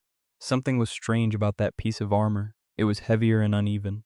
Meguru suspected it wasn't merely defensive. It had to be some kind of magical artifact. Perhaps it temporarily boosted Matsubara's mana, allowing him to move with surprising agility despite his massive build. That would explain everything, and if so, the armor might be the key to defeating him. Crouching low, Meguru used his energy to draw a glowing magic circle on the ground. The instant it was completed, he shot forward at incredible speed and said, "Didn't you just call me weak? Then you've let your guard down." Matsubara was caught off guard by the sudden charge. Meguru dashed past him and with a swift strike, scraped his blade across the shoulder pad, leaving a small but visible cut. Matsubara turned in surprise and said, "You're fast." That was all Meguru needed to hear. The two erupted into a flurry of attacks, dodging, blocking, and striking again and again. At one point, Matsubara raised his hammer and slammed it into the ground, sending a shockwave across the floor. But Meguru jumped just in time, soared through the air, and brought his sword down with all his strength, releasing a burst of magical energy in mid-swing. His blade struck the shoulder pad directly and cracked the armor. Matsubara stumbled back in shock and yelled, "What was that?" landing lightly. Meguru stood tall and said, "I did it." Then he faced Matsubara and said, "Before I kill you, answer one question. Why are you gathering forces in Japan? What are you planning?" Matsubara narrowed his eyes, and Meguru raised his sword toward him and demanded an answer. Matsubara finally spoke. "So you don't know, do you? Japan isn't just any place. It's special. The Sky Dungeon vanished there 100 years ago. People used some of its mana to fulfill their wishes, but most of it remains." He believed Meguru's share of that mana had crystallized somewhere in Japan. If he obtained the crystal, he could become strong enough to destroy the other heroes and conquer the world. But the other heroes wanted the same thing, and the moment the crystal was found, an all-out war for power would begin. After hearing this, Meguru replied, "That's just like you, greedy and pathetic." He raised his sword again and told him to give up. "That dream of yours will never come true." Then he lunged in for the finishing blow. But just as his sword came down, Matsubara grinned, threw a punch, and caught Meguru's arm in mid-swing.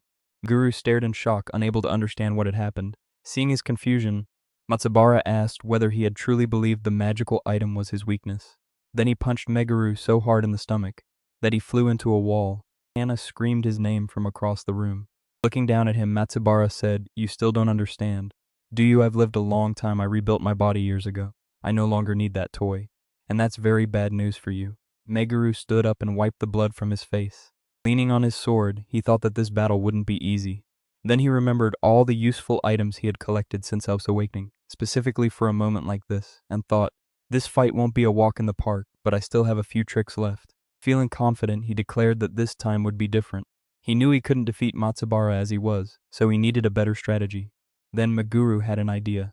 He charged his sword with so much magical energy that the ceiling began to crumble. His plan was to destroy the ground and make it extremely uneven. He figured that by scattering magic throughout the area, Matsubara wouldn't be able to use his famous power effectively on the slippery, unstable terrain. With the trap prepared, Meguru charged toward Matsubara. As a jobless hunter, he had learned to adapt to every situation. He channeled his energy and unleashed a blast of flame. Then he quickly drank a potion, hoping the attack would be enough to defeat Matsubara, though he suspected the battle was only beginning, and he was right. Matsubara emerged from the flames with a grin, his eyes glowing. He swung his enormous hammer, and Meguru knew his only chance was to dodge the first strike and counter with a spell. As Matsubara swung, he smirked and called Meguru a knave. But Meguru wore a smile of his own, confident that he was about to neutralize the attack. Matsubara was stunned when his hammer strike did nothing. Meguru seized the opportunity and countered with his sword, sending Matsubara crashing to the ground. For a moment, Meguru thought, that was my last resort. But it actually worked. However, Matsubara laughed and claimed he hadn't felt a thing. He dismissed all Meguru's efforts as cheap tricks and said his attacks were far too weak. Placing a hand on his shoulder, he said all those strange abilities came from Meguru's jobless class and remarked on the mess he had created. Then, to Meguru's shock, Matsubara raised his hammer and the entire dungeon ceiling began repairing itself. Watching the dungeon restore itself, Meguru stared in surprise and asked what was happening. Matsubara smiled and asked why he was so surprised, reminding him that this was his dungeon. Then he created a flame in his hand and asked whether that surprised him too. Suddenly, monsters appeared all around them. Gargoyles flew toward Meguru, and he tried to repel them with magic. But then he looked down and saw another monster, biting into his leg. While Meguru was distracted, Matsubara smirked and struck him with his hammer, shouting, "Don't forget about me." The blow sent Meguru flying several meters backward. He hit the ground hard, thought about the enormous difference in power between them, and felt hopelessness wash over him. His enemy stood right before him, yet he couldn't do anything. He wondered whether this would simply repeat what had happened 100 years ago. Just then, powerful energy filled his hand, and the mark began glowing brilliantly. He stared at it in confusion, and a system window appeared, asking whether he wanted to consume all of Cress's power to obtain the power of duty. Meguru stared at the glowing system window before his eyes locked onto the fine print. If he failed to replenish his energy within 30 seconds, he would die. Confused, he glanced at the glowing mark on his hand and wondered what it truly was. Then he shook his head and decided it didn't matter. If the power could make him stronger, he had no reason to hesitate. He firmly pressed the screen and accepted. The system instantly notified him that his attack power and speed had each increased by 500 points. Just then, a monster came flying straight toward him, but Meguru leaped high into the air. Smiling in midair, he gathered all his strength, then brought his blade down with tremendous force, destroying several monsters in a single explosive sweep. Surrounded by radiant energy, Meguru grinned and declared that he was overflowing with power. Matsubara watched in disbelief and muttered, "This is impossible. Why do you have that crest?" Meguru tilted his hand toward him and casually asked, "Do you mean this thing?" He explained that after their deaths 100 years ago, the Sky Dungeon had granted each of them powers, based on their final wishes.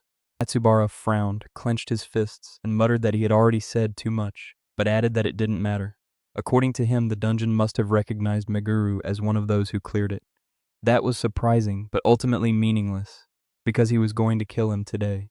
But Meguru drew his sword and asked, "Are you sure about that?" Suddenly, Matsubara slammed his foot down, shattering the floor beneath them, as he released a massive fireball, launching it straight at Meguru. Without hesitation, Meguru raised his hand and froze the fireball in place, causing the intense flames to instantly crumble into shards of ice. Seizing the opportunity, he charged at Matsubara with incredible speed and sliced off his opponent's hand with one clean strike. Matsubara screamed and collapsed. Standing over him, Meguru said, "I can move effortlessly, and his power feels endless. I could kill you right here and now." Matsubara begged him to stop, but that only angered Meguru. "How dare you beg? When you killed us 100 years ago, did you hesitate for even a second?" He raised his hand again, summoning a flurry of ice crystals in the air and said, "My answer is the same as yours." Meguru cast the ice spear spell, sending multiple frozen spears into Matsubara's body and violently pinning him to the wall. Meguru stepped forward and said, "That's it, the first target is down. It feels somewhat disappointing." Just then, the system chimed, announcing that the crest's power had been replenished and the power of duty had expired. Several system windows appeared before him, and Meguru wondered whether his stats were finally returning to normal. He wondered whether the crest's power had something to do with it, then thought, "Does this system only boost my strength when I kill people?" Pushing those thoughts aside, he rushed to check on Cana, calling out to her. He ran over and finally freed her. She looked up at him with tears of joy, hugged him tightly, and thanked him. Meguru gently patted her head and said he was glad she was safe. She apologized for always getting into trouble, but he simply smiled and said, "You don't need to apologize. You're my reason for living." Cana blushed and quietly asked, "Did you really call me your reason for living?" Meguru awkwardly took her hand and told her to forget he had said that, adding that they needed to escape the dungeon as quickly as possible. But there was one problem. There was no exit in sight. Suddenly the dungeon began shaking. The ceiling cracked and chunks of stone started falling. Panicking, Cana reminded him that Matsubara had created the dungeon, and now that he was dead, the entire place was collapsing. Meguru realized the exit was too far away, and if this continued, they would be buried alive. Then an idea struck him. Since the dungeon was created with Matsubara's power, he summoned the sword he had taken from Sato, and remembered that mana was the foundation of both magic and dungeons.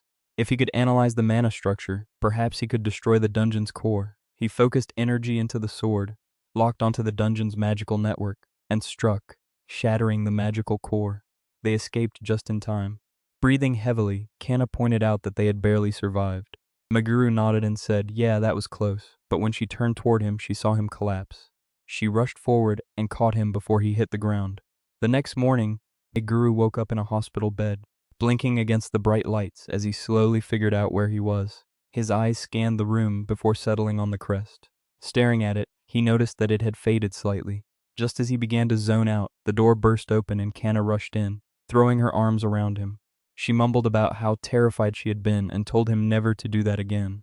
But before he could say anything comforting, a nurse entered and froze. She raised an eyebrow at the decidedly hospital-unfriendly position they were in. Without hesitation, she called in a doctor, who strolled over, examined Meguru, and declared that it had only been a severe fever. He told the nurse to prepare the discharge papers, then informed Meguru that he needed to stay one more night as a precaution, not wanting to catch them in another compromising position. The nurse quickly left, leaving Meguru and Cana alone. Once the door clicked shut, Meguru turned back to her and asked, "So you carried me all the way here? Wasn't I heavy?" Cana shook her head, but then her expression became serious and she said, "Tell me what happened between you and Matsubara." Meguru hesitated, unsure whether he should reveal it, but something in her expression made him give in. He sighed, lowered his voice, and said, "Okay. You probably know that 100 years ago, 8 hunters entered the Sky Dungeon, and only 6 returned. They gained power from the dungeon and went on to rule different parts of the world. Matsubara, that scum, was one of them." Cana slowly nodded, repeating the story the government had always told them. That one hunter, a healer named Cana, died protecting her team, while no records remained of the other hunter. Hearing this, Meguru muttered that the last hunter hadn't died in battle. He had been betrayed and stabbed in the back by his own team. Just as Meguru was about to reveal that he was that betrayed hunter, the door burst open again, and a frantic Nozomi appeared, completely out of breath, gasping, "I came as soon as I heard you fainted. Are you okay?" Meguru blinked in confusion and said, "Yeah, I'm fine. Wait, who told you?" Nozomi shrugged and said she regularly checked with the Hunters Association. Cana shot her a death glare, wondering whether she planned to stay. Meguru laughed it off, thinking, "I guess that makes sense. Every hunter's information passes through the association anyway." He grinned at Nozomi and thanked her for checking on him, making her face light up. Meanwhile, Cana was mentally flipping tables, glaring at them and cursing their lovey-dovey behavior. Then Nozomi asked whether he was truly fine, and Meguru, being his usual dense self, replied, "I can't die yet. I still vowed to protect Cana." Just like that, the tables turned. Now Cana was blushing and smiling, imagining romantic anime moments while giving Nozomi the side-eye. Sitting between them, Meguru became stressed and wondered what this tension was. While the girls continued their staring contest, Meguru sighed, realizing this definitely wasn't the right moment to reveal more about his past. The mood simply wasn't right. After a while, both girls left and Meguru waved goodbye, finally enjoying a moment of peace. Bored, He grabbed the remote and turned on the TV to pass the time, but what he saw made his blood run cold. On the screen was none other than Matsubara giving an interview to a news reporter. Meguru stared at the screen and wondered what the hell was happening. Why was Matsubara alive? Hadn't he killed him? Time passed, and before long, Meguru was back inside a dungeon, slaughtering monsters alongside Cana and Nozomi. The three worked together like a perfectly synchronized dream team, covering one another and completely destroying the dungeon boss. After clearing the dungeon, Meguru clenched his hand and muttered that it was perfect for getting back into rhythm. Just then, a system window chimed, notifying him that his stats had increased. This time, everything except his attack stat had been boosted. Not bad, right? Reflecting on Meguru's performance, Nozomi said she had doubted his decision to enter a dungeon immediately after leaving the hospital, but he seemed perfectly fine. She had worried for nothing, but Meguru chuckled and said it wasn't like that. By then, you could practically tell that Cana had endured enough of this wholesome nonsense. Meanwhile, Meguru's thoughts returned to the events of the previous day, and the fact that Matsubara was somehow still alive. Now that he had revealed all his techniques to that bastard, Meguru knew he needed to train even harder. Later they reported to the Hunters Association that they had cleared the dungeon and collected their rewards. As Meguru and the others prepared to leave, the association chief approached and asked whether Meguru had time to talk. Meanwhile, over in China, Matsubara was panicking inside his dungeon. He thought that he would have been completely finished if he hadn't used his soul crest to separate his soul from his body and safely store it inside the dungeon. Honestly, it was a clever move for such a piece of trash. Then his butler entered with a serious expression, asking whether it was true that Matsubara had been thoroughly defeated. Trying to save face, Matsubara told him not to panic. He claimed he had merely let his guard down and become careless, adding that it wasn't a serious problem because he had anticipated that something like this might happen. Then he turned and headed out to check on his people, which really meant checking on his slaves. As he wandered through the dungeon, a little girl became excited upon seeing him and clung to his legs, and like the absolute piece of trash he was, he became furious and kicked her so hard that she immediately lost consciousness. Seriously, what kind of monster does that? He headed to his club room to relax, but the memory of Meguru completely defeating him played endlessly in his mind. Pulling out his phone, he stared at Meguru's picture, cursing him for ruining even his ability to relax. His little pity party ended when he heard his butler scream. Looking around, he saw his former companion standing there. Futaba gave him her psychotic smile, casually greeted him, and asked whether his pathetic security meant he was underestimating them. Shocked, Matsubara demanded to know why they had invaded his territory. Getting straight to the point, Four Eyes said, "You never imagined that 2 of the 6 heroes would grow stronger, did you?" And he summoned his undead army, adding that it only made sense to target the weakest of the 6 heroes first. Four Eyes internally mocked Matsubara for growing careless over the past 70 years, while they had become far stronger. Then he began spouting philosophical nonsense about how improvement was inevitable as long as they kept changing in the right way. By then, his skeleton soldiers had almost completely neutralized Matsubara. Seizing the opportunity, the psychotic girl lunged forward, grabbed his head, unleashed a fireball, and sent him straight to hell. She remarked on how pathetic the fight had been, and claimed she could have handled it alone without Four Eyes. But Four Eyes told her not to get ahead of herself, saying Matsubara could have easily turned the tables if he hadn't already been exhausted. Futaba then asked whether that was all he needed. Adjusting his glasses, he summoned Matsubara as one of his minions and said yes. Now it's time to save this rotten world. Meanwhile, back at the Hunters Association, Meguru was talking with the chief. Getting straight to the point, the chief asked about his relationship with that scumbag Matsubara. The question caught Meguru off guard. He hadn't expected the chief to raise that subject. Seeing his reaction, the chief told him to relax, assuring him that he wasn't under suspicion. He explained that their investigation had revealed that every hero possessed something called a crest, granting unique powers and abilities. These crests could provide many different abilities, and they were certain Matsubara used his to travel rapidly around the world. Whenever that bastard encountered someone stronger than himself, he simply escaped using that power. Meguru finally spoke and said, "Well, in that case, that makes things easier." The chief looked at him curiously, so Meguru began explaining everything that had happened. After pausing for a moment, the chief said, "To think you actually defeated Matsubara." Stroking his chin, he added that Meguru was even more capable than expected. He continued by saying Meguru must know how extreme the hero's tyranny had become. Japan had fortunately remained unaffected, but as long as those heroes existed, it was only a matter of time. Growing serious, he looked at Meguru and said, "I want to establish genuine peace. Will you help me? Will you work with me?" The moment he heard that, the memory of being stabbed in the back replayed in Maguru's mind. The chief continued, explaining that Japan's current situation wasn't as extreme as those of other countries, so its only real threat was the occasional monster. Ironically, they had those 6 bastards to thank for that stability. Maguru asked what made Japan different from every other country. The chief said it was special for 2 reasons. First, it was the homeland of all 6 heroes. Second, it was where the Sky Dungeon had appeared 100 years ago, the dungeon conquered by 8 heroes. After the dungeon collapsed, its mana hardened into masses known as crystals, which scattered across Japan. After thinking briefly, he added that the heroes appeared to be searching for them. Maguru realized that was what Matsubara had been seeking. But if they wanted the crystals so badly, why hadn't they collected them during the past century?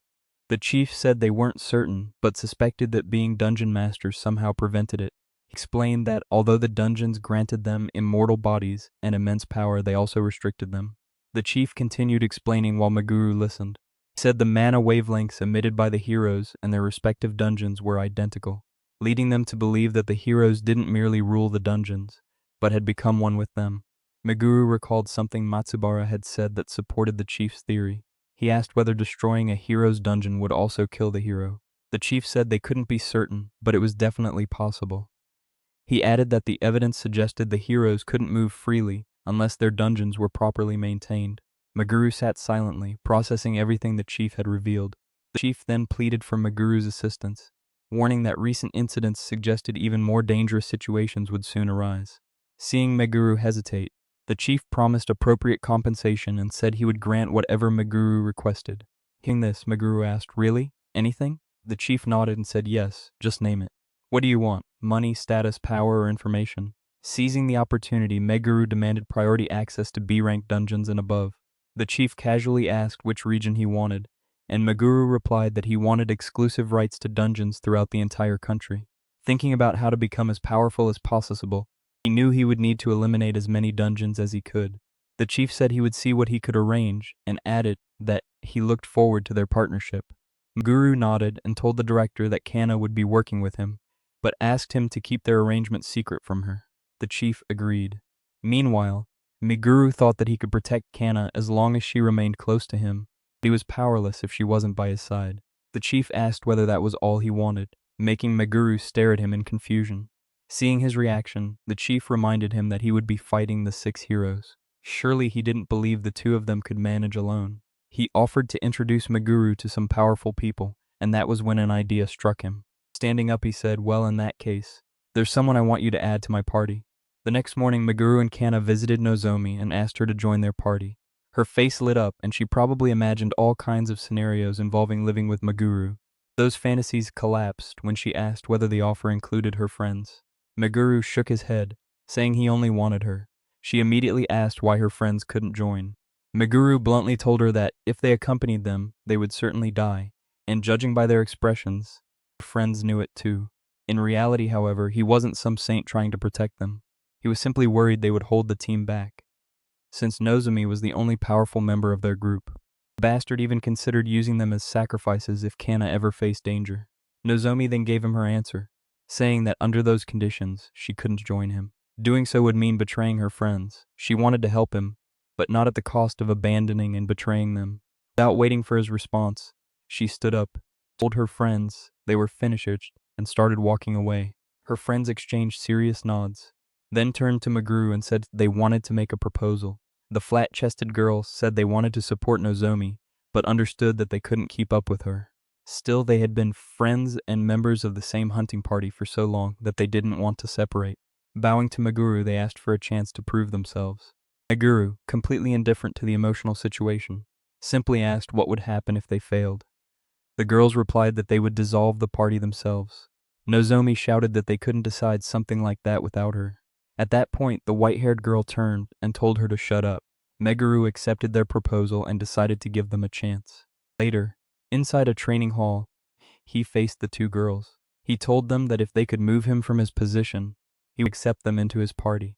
Both girls agreed, and Maguru signaled for the test to begin.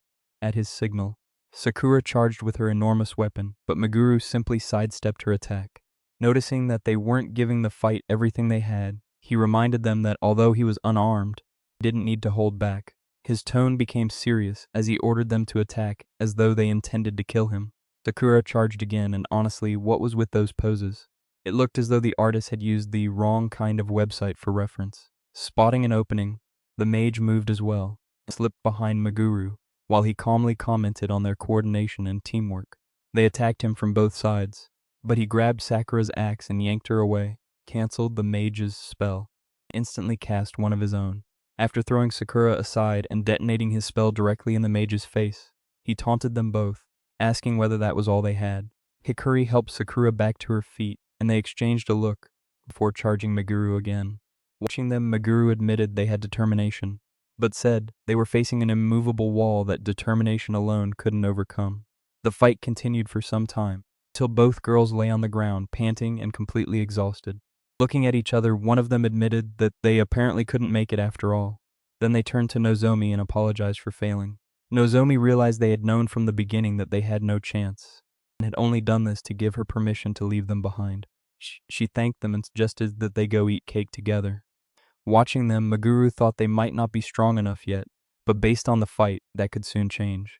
Then the chief called, saying he had urgent information. He reported that 2 of the 6 heroes, Hidaka and Futaba, had arrived in Japan. Then came a flashback to 100 years earlier, when those 2 had helped kill Meguru and Cana. It was shortly after they had made their wishes to the Sky Dungeon. After nothing happened for a moment, Matsubara lost his temper, complaining that they had cleared the dungeon but their wishes hadn't been granted.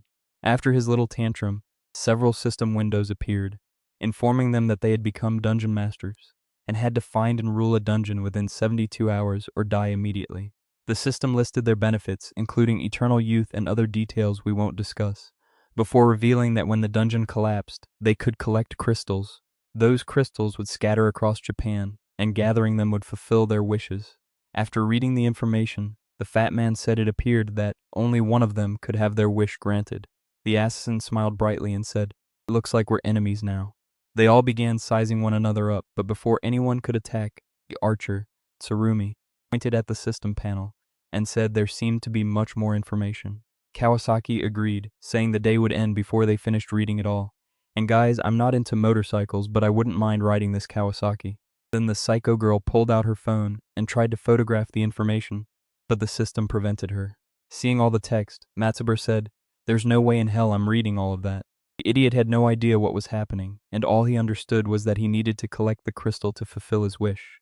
Then, making things worse, he said, "I suppose I can take my time if I kill all of you first."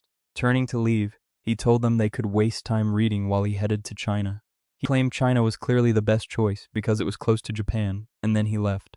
Hearing this, the archer said China did have a geographical advantage, but wondered whether that idiot had truly left without reading anything. Turning back to the system window, the others continued reading the remaining information.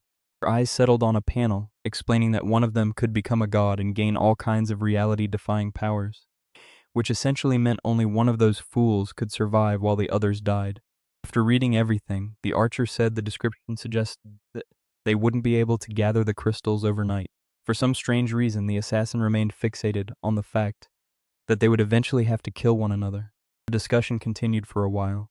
Back in the present, the fat man tried to have a serious conversation with Futaba, saying they would eventually have to fight once the others were eliminated, since only one of them could survive. But Futaba cared more about her social media followers than listening to him. Honestly, who could blame her? He was difficult to look at. He asked her to put away her phone, and she did, then asked whether he had a plan for gathering the shards faster. The fat man said he had an excellent plan, but needed some time to prepare it. At that point, she lost interest and told him to handle it himself. He tried to continue, but Futaba suddenly became serious and said, "Didn't I tell you I wanted to take some pictures? Didn't you hear my request?" A symbol began glowing on the fat man's neck. He told her to take the pictures, while thinking about how difficult it was to make her cooperate with his plan. Ultimately, he had been forced to make a pact with her, requiring him to obey every request she made and preventing him from harming her. Meanwhile, back in Japan, Meguru had just learned that 2 heroes were in the country. The chief said he would provide more information later, explaining that they were now the highest priority, and Meguru needed to focus on them instead of Matsubara. Meguru said that was fine, because it only changed the order in which he would deal with them. The chief then asked him to visit the Hunters Association because he had something to give him. Later, Meguru went to the association with Cana and Nozomi. The chief led them to the storeroom, explaining that the heroes were powerful and Meguru would need a proper weapon to fight them. He led them into the inventory and told them they could take anything they wanted. After looking around, Meguru noticed an incredible-looking sword. He picked it up, prompting the chief to say it was the most expensive item they had. The sword cost approximately 20 million yen, but Meguru shook his head and said it wasn't good enough. It was decent, but it still wasn't suitable for him. He was accustomed to a superior weapon. Returning the sword, he asked whether that was truly the best they could offer. The chief said that, for the moment, it was the best they could do. He added that creating a better weapon would require special materials. Meguru asked whether they could make superior weapons if he supplied those materials. The chief nodded and said a philosopher's stone could strengthen them. Despite supposedly being an S-rank hero, Meguru hadn't known that and asked whether it could really be used that way. The chief confirmed it, explaining that a single A-rank philosopher's stone could enhance weapons for all three of them.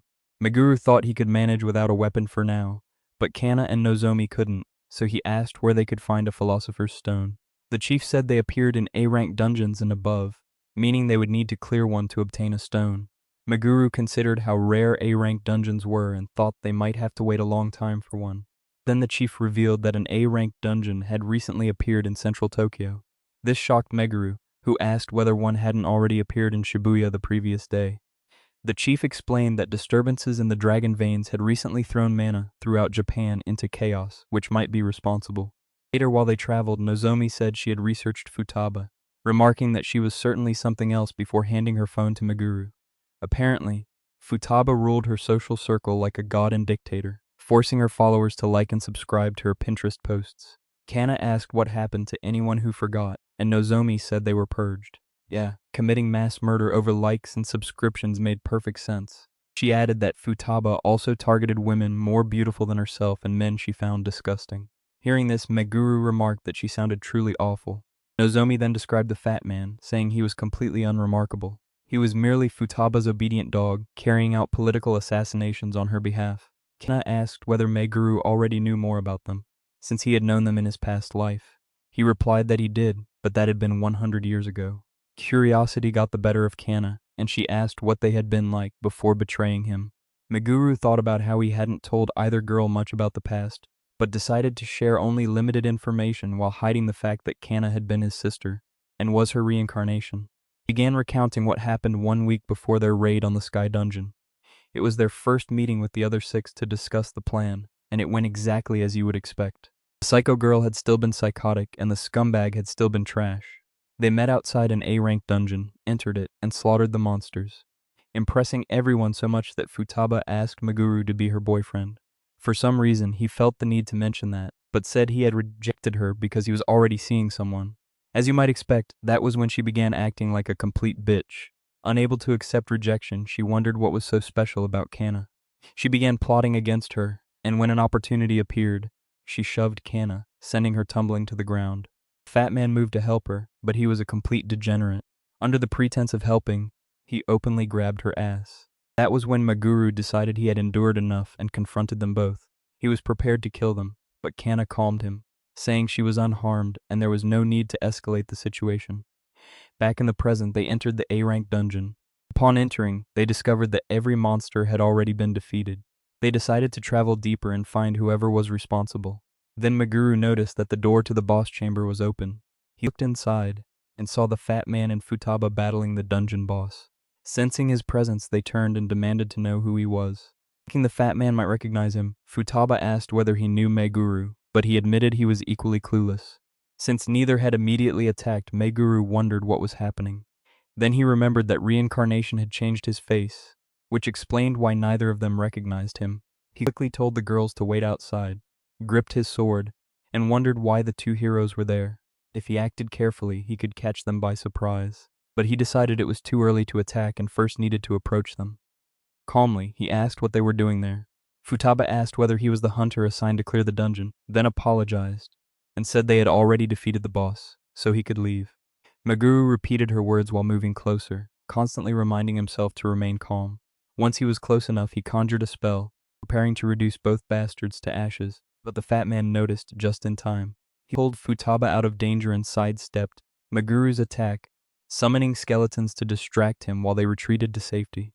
Meguru quickly destroyed the skeletons, Realizing how dangerous Meguru was, the fat man warned Futaba to be careful, saying he was no ordinary hunter.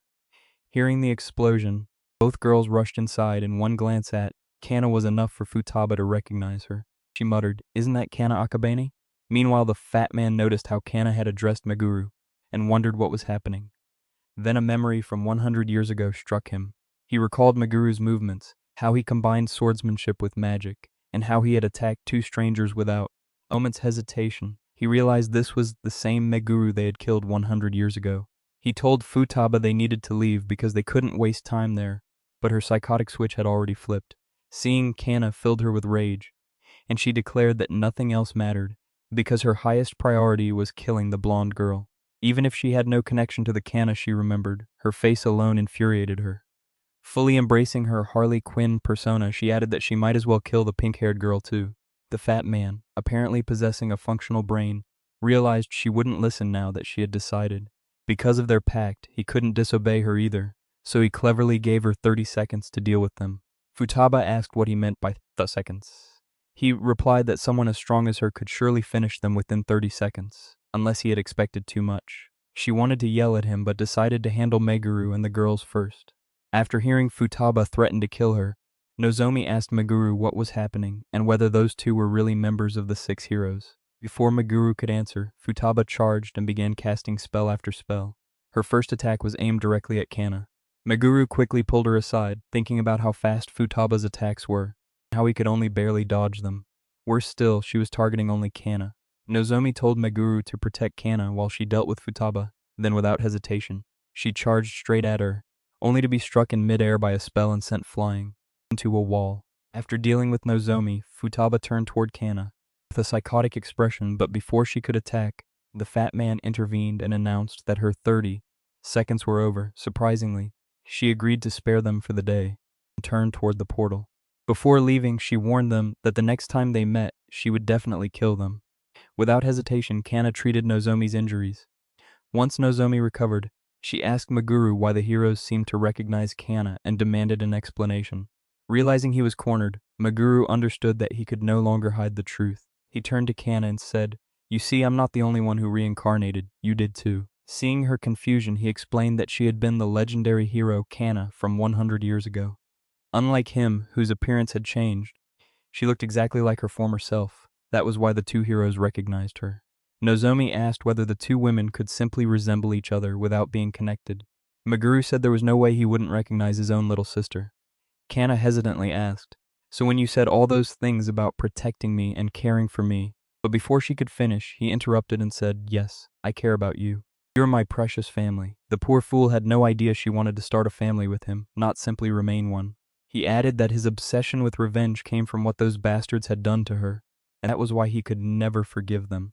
Later, after they returned home, Cana, whose entire world had been turned upside down, became lost in thought, realizing that Meguru was risking his life because of her.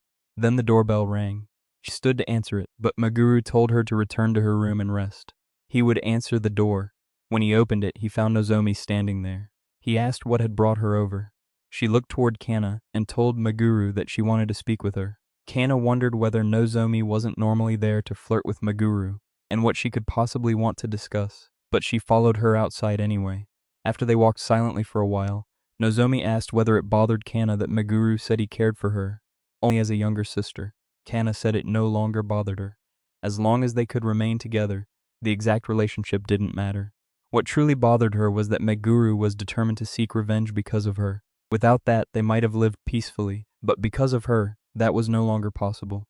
Growing gloomy, she said she was certain her previous self wouldn't have wanted him to seek revenge. Nozomi said she understood Meguru's feelings, explaining that if it were her, and someone had harmed her friends, she would have reacted the same way.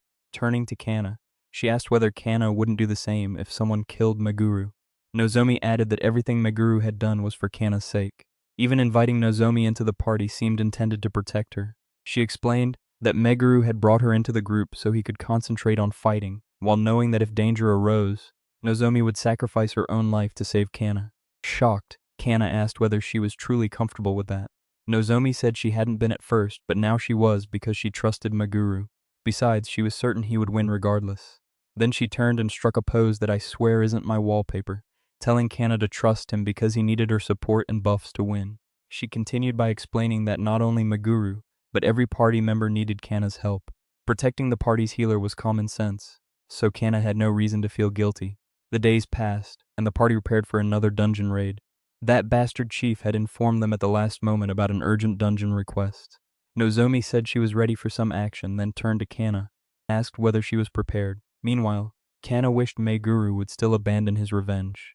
But she knew the stubborn bastard would never give in, so ultimately she would have to accept it. Later they reached the dungeon site, and the place was a complete mess. The dungeon had appeared directly in the middle of the city. Meguru looked at it and said, "Well, this is inconvenient. People can't even reach the shops like this." Nozomi replied that this must be why the chief had asked them to clear it so urgently. Meguru said it didn't matter. All he cared about was obtaining the Philosopher's Stone as quickly as possible, and he entered the dungeon. As they traveled deeper, Cana remarked that the place looked completely ordinary. Nozomi agreed, saying it not only looked normal but was easy, since they had reached the boss chamber effortlessly. Overconfident from their smooth progress and unable to contain her excitement, Nozomi approached the chamber without caution. The moment she took her first step, she triggered numerous traps. But thanks to her knight class and sturdy build, none of them caused serious damage. Cana, however, could have been riddled with countless holes. Meguru used his search skill and discovered that the entire path ahead was filled with traps. He warned the brute to be careful, explaining that needles would fire if they stepped incorrectly. Nozomi commented that anyone entering for the first time would fall for it, prompting Meguru to agree. That was exactly how A-rank dungeons were designed. They were cruel and unpredictable, so everyone needed to remain vigilant. Right on cue, several pumpkin monsters appeared. Meguru quickly cast the spell, destroying them before he even finished speaking. Then he explained his brilliant plan. First, he cast a massive fireball that incinerated every trap. Then he instructed Nozomi to lure as many monsters as possible, while Cana supported her with buffs and healing. The girls immediately got to work. Nozomi recklessly charged toward the monsters, while Cana naturally supported her from behind. Meguru remained in the background, observing that they were performing their roles flawlessly. Then he decided it was time to help them. He conjured a lightning spell, struck a nearby pumpkin monster, and allowed the chain effect to spread. Once all the pumpkins were thoroughly cooked, he turned to the girls and praised their performance. Looking at the unfortunate pumpkin monsters, Nozomi thought, so this is what happens when Meguru concentrates on offense. She turned to him and said, "Hey Meguru, I want to make fighting as easy as possible for you, but I don't have enough defense to serve as your vanguard. So tell me, how can I handle stronger opponents?" Meguru placed a hand on his chin and thought briefly before saying they couldn't increase her defense in a single day, and her class also limited her. In that case, they should increase her agility instead. No matter how powerful an opponent's attacks were, they meant nothing if they couldn't land. She asked how she could do that, since agility, like defense, couldn't be raised in one day. And Meguru, that glorious bastard, simply said not to worry because there was a spell for it. Turning to Cana, he added that while doing so, he would teach her a new debuff as well. An hour later, they stood before the boss chamber door, ready to fight whatever monstrosity waited inside, and naturally it was another enormous pumpkin. Seeing it, Meguru told the girls it was time for practical training. Nozomi immediately charged the monster, drawing its attention while dodging its attacks. Waiting behind her, Cana watched for the signal. Nozomi nodded, and Cana began casting the new spell Meguru had taught her. This time, he had taught her poison, which gradually drained the target's vitality. Through perfect teamwork, they neutralized the boss and left the finishing blow to Meguru, who defeated the monstrosity with his ice magic, earning a Philosopher's Stone in the process. While our heroes battled monsters, the Fat Man and Futaba enjoyed themselves at an amusement park in Chiba. The Fat Man, who constantly wanted to discuss work, tried to review their next plan. Futaba, who couldn't care less, merely said, "Sure, you've already planned everything, haven't you?" He began explaining that mana crystals were buried somewhere in Japan, and normally they would have to search the entire country. Then he slammed a pouch onto the table and said he could use its contents to gather them all at once, before listing the problems with the plan. It would take time, and using this method would attract considerable attention. If a powerful hunter interrupted him during the process, things could become extremely dangerous. Futaba's expression hardened at that, and she asked, "You mean Meguru, don't you?" The Fat Man nodded and said they would need to fake Matsubara's death to prevent that. Futaba remarked that the plan sounded foolproof. Taking a crystal from the pouch, he agreed, but said they could never be certain. Something unexpected might happen, so she needed to remain prepared for battle. She casually agreed. Seeing that she wasn't taking him seriously, He said he was truly relying on her and warned her not to ruin the plan. Meanwhile, back at the Hunters Association, Meguru and his team returned to the armory. Taking out the sword Meguru had selected earlier, the chief asked whether it would suffice, and Meguru nodded, thinking he hadn't realized that achieving the best enhancement required such a powerful base weapon. Looking at it, the chief said it wasn't much, but it surpassed every weapon they currently possessed. Turning toward the girls, he added that Meguru's companions seemed to have chosen weapons as well. Once everyone had selected their equipment, the chief told them to follow and led them into the basement. After reaching the basement, he took Meguru's weapon and explained that the facility was used to develop the equipment that manifested monsters during promotion exams. Handing the sword to a scientist, he ordered him to begin the enhancement process. The scientist immediately started working. Before long, the process was complete, and the chief handed the sword back to Meguru. Since it looked exactly the same, Meguru asked whether the process was truly finished. He tested the sword with a few practice swings. Since they were inside a facility, he only swung half-heartedly, but the result completely astonished him. He remarked on how much stronger the blade had become, thinking that technology had advanced tremendously in only 100 years. Seeing Meguru's surprise, the chief decided it was time to share some knowledge. He explained that using the immense energy contained within a philosopher's stone for enhancement was a new technology developed by their research team. Meguru smiled and asked whether the heroes knew about it. The chief shook his head, saying the heroes had no idea the technology existed. Meguru thought that their new equipment had nearly doubled the group's combat strength. Nozomi could now withstand attacks more effectively. Cana's new staff significantly shortened her spellcasting time.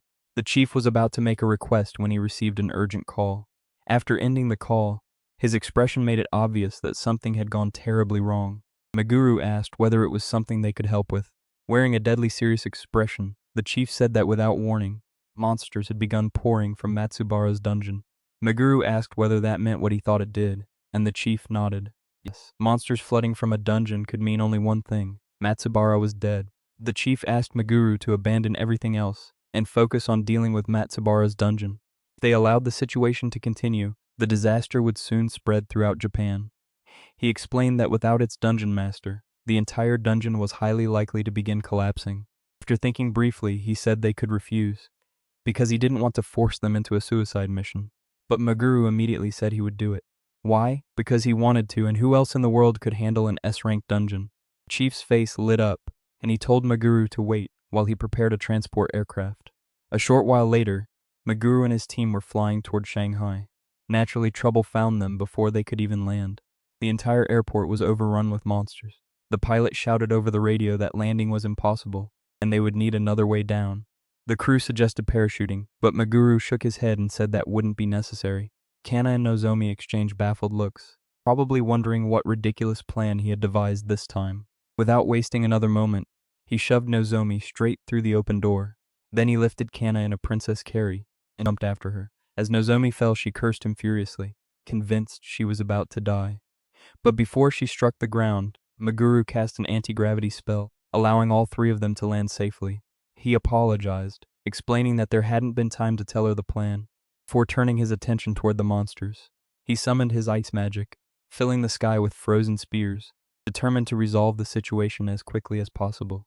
In an instant, he eliminated all the monsters. Then, turning toward the local hunters, he asked whether they understood what was happening. The hunters said they didn't know exactly what was going on, but they were certain of one thing: that bastard Matsubara was deliberately releasing the monsters. One hunter added that the situation was eerily similar to 20 years ago, when the national uprising had been suppressed. Hearing this, Meguru thought that bastard was doing something stupid again. Unlike the locals, however, he knew Matsubara was dead, and shared that information. The locals began arguing among themselves, insisting it couldn't be true because they had seen him only moments earlier. That caught Meguru's attention. He activated his search skill and discovered something unusual. Normally, he would detect two magical sources, one from the dungeon and one from its master, but now, he detected only one. That could mean only one thing: the dungeon master was gone and the dungeon was collapsing. He then turned toward the locals and asked them whether they had really seen him, and the hunter confirmed it. He was about to contact the Hunters Association and inform the chief when he sensed a cold, murderous presence behind him, only to discover that the bastard Matsubara was preparing to attack them. Meguru instantly summoned his sword from his inventory and blocked the attack, completely bewildered by the situation. Then Matsubara asked him Were you looking for me? Meguru was still in shock, demanding to know what the hell he was doing there. Cana turned to Meguru and asked, "Didn't you just say the dungeon was overflowing because its master died? Then why is he here?" Meguru admitted he had no idea. Gripping his sword, he muttered that he would figure it out after dealing with Matsubara, then pointed the blade straight at him. Matsubara clenched his teeth and lunged at Meguru with that enormous hammer of his, the one that was definitely compensating for something. Meguru sidestepped the attack and muttered, "What's going on? You're not as sharp as usual." Matsubara scratched his head and said, "Don't be ridiculous. That's not true." But Meguru fired back that they had fought recently, so he couldn't be mistaken. Matsubara was weak as hell now. Looking at his sword, he thought that his stats had certainly increased and he had gained a new weapon, but the gap between them had been far too great for those things alone to overcome. Yet Matsubara lacked his usual intensity today. After examining him closely, Meguru said it was like he had become a completely different person. Matsubara charged again, shouting, "Hey, don't zone out in the middle of a fight." But Meguru easily stopped the attack and with one swift movement, knocked the massive hammer straight from his hand. Conjuring a spell, he said, "I don't know what's happening, but right now, you're weak as hell, so I won't waste any more time. I'll finish you with this strike." Seeing this, Matsubara said he had no choice but to use his trump card. Meguru launched a fireball at him, saying that stalling with small talk wouldn't work. Fireball burned Matsubara to a crisp. As the smoke began to clear, Meguru saw two very familiar silhouettes. Once it vanished completely, he found two exact copies of himself standing there. The girls asked what was happening and why there were three versions of him, while Cana added that at this rate, she would lose track of the real one. Meguru merely muttered, "Since when could that bastard do something like this?" The two copies, one wielding a sword and the other using magic, spoke simultaneously, saying they possessed the same abilities as him and that the tables had now turned. Then they charged. Meguru effortlessly countered the first clone, realizing that although it used the same techniques as him, its attacks were weaker. Just then, the other clone attacked him with magic. Meguru dodged, thinking that fighting several opponents at once was a pain in the ass. While he was occupied with the first clone, the other launched another fireball. Meguru failed to notice it until it was dangerously close. At the last possible moment, he countered the fireball with an attack of his own, barely escaping unharmed. Then he noticed the symbols on the clone's hands and realized they looked different from before, making him wonder whether the patterns could change. But he quickly dismissed the thought, saying, "All these inconsistencies make sense if I assume this man is a fake." Then he finally understood. This was the fat man's doing. He remembered that Hidetaka's ability allowed him to summon creatures at will, and concluded that he must have killed Matsubara and summoned him as one of his own minions. Meguru grinned at the clones and said, "Your crest lets you copy other people's appearances and techniques, but can't copy their actual stats, can you?" He bit his thumb until it bled, activating one of his skills. Turning toward the clones, he said, "This light is a magical glow that only my blood can produce. With this we can identify the imposters, right?" Cana and Nozomi nodded in agreement. Meguru declared that he knew how to defeat them and ordered the girls to follow his lead. Our boy finally pieced everything together.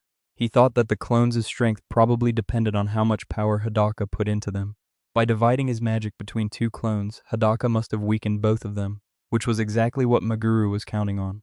Meguru planned to exploit that weakness.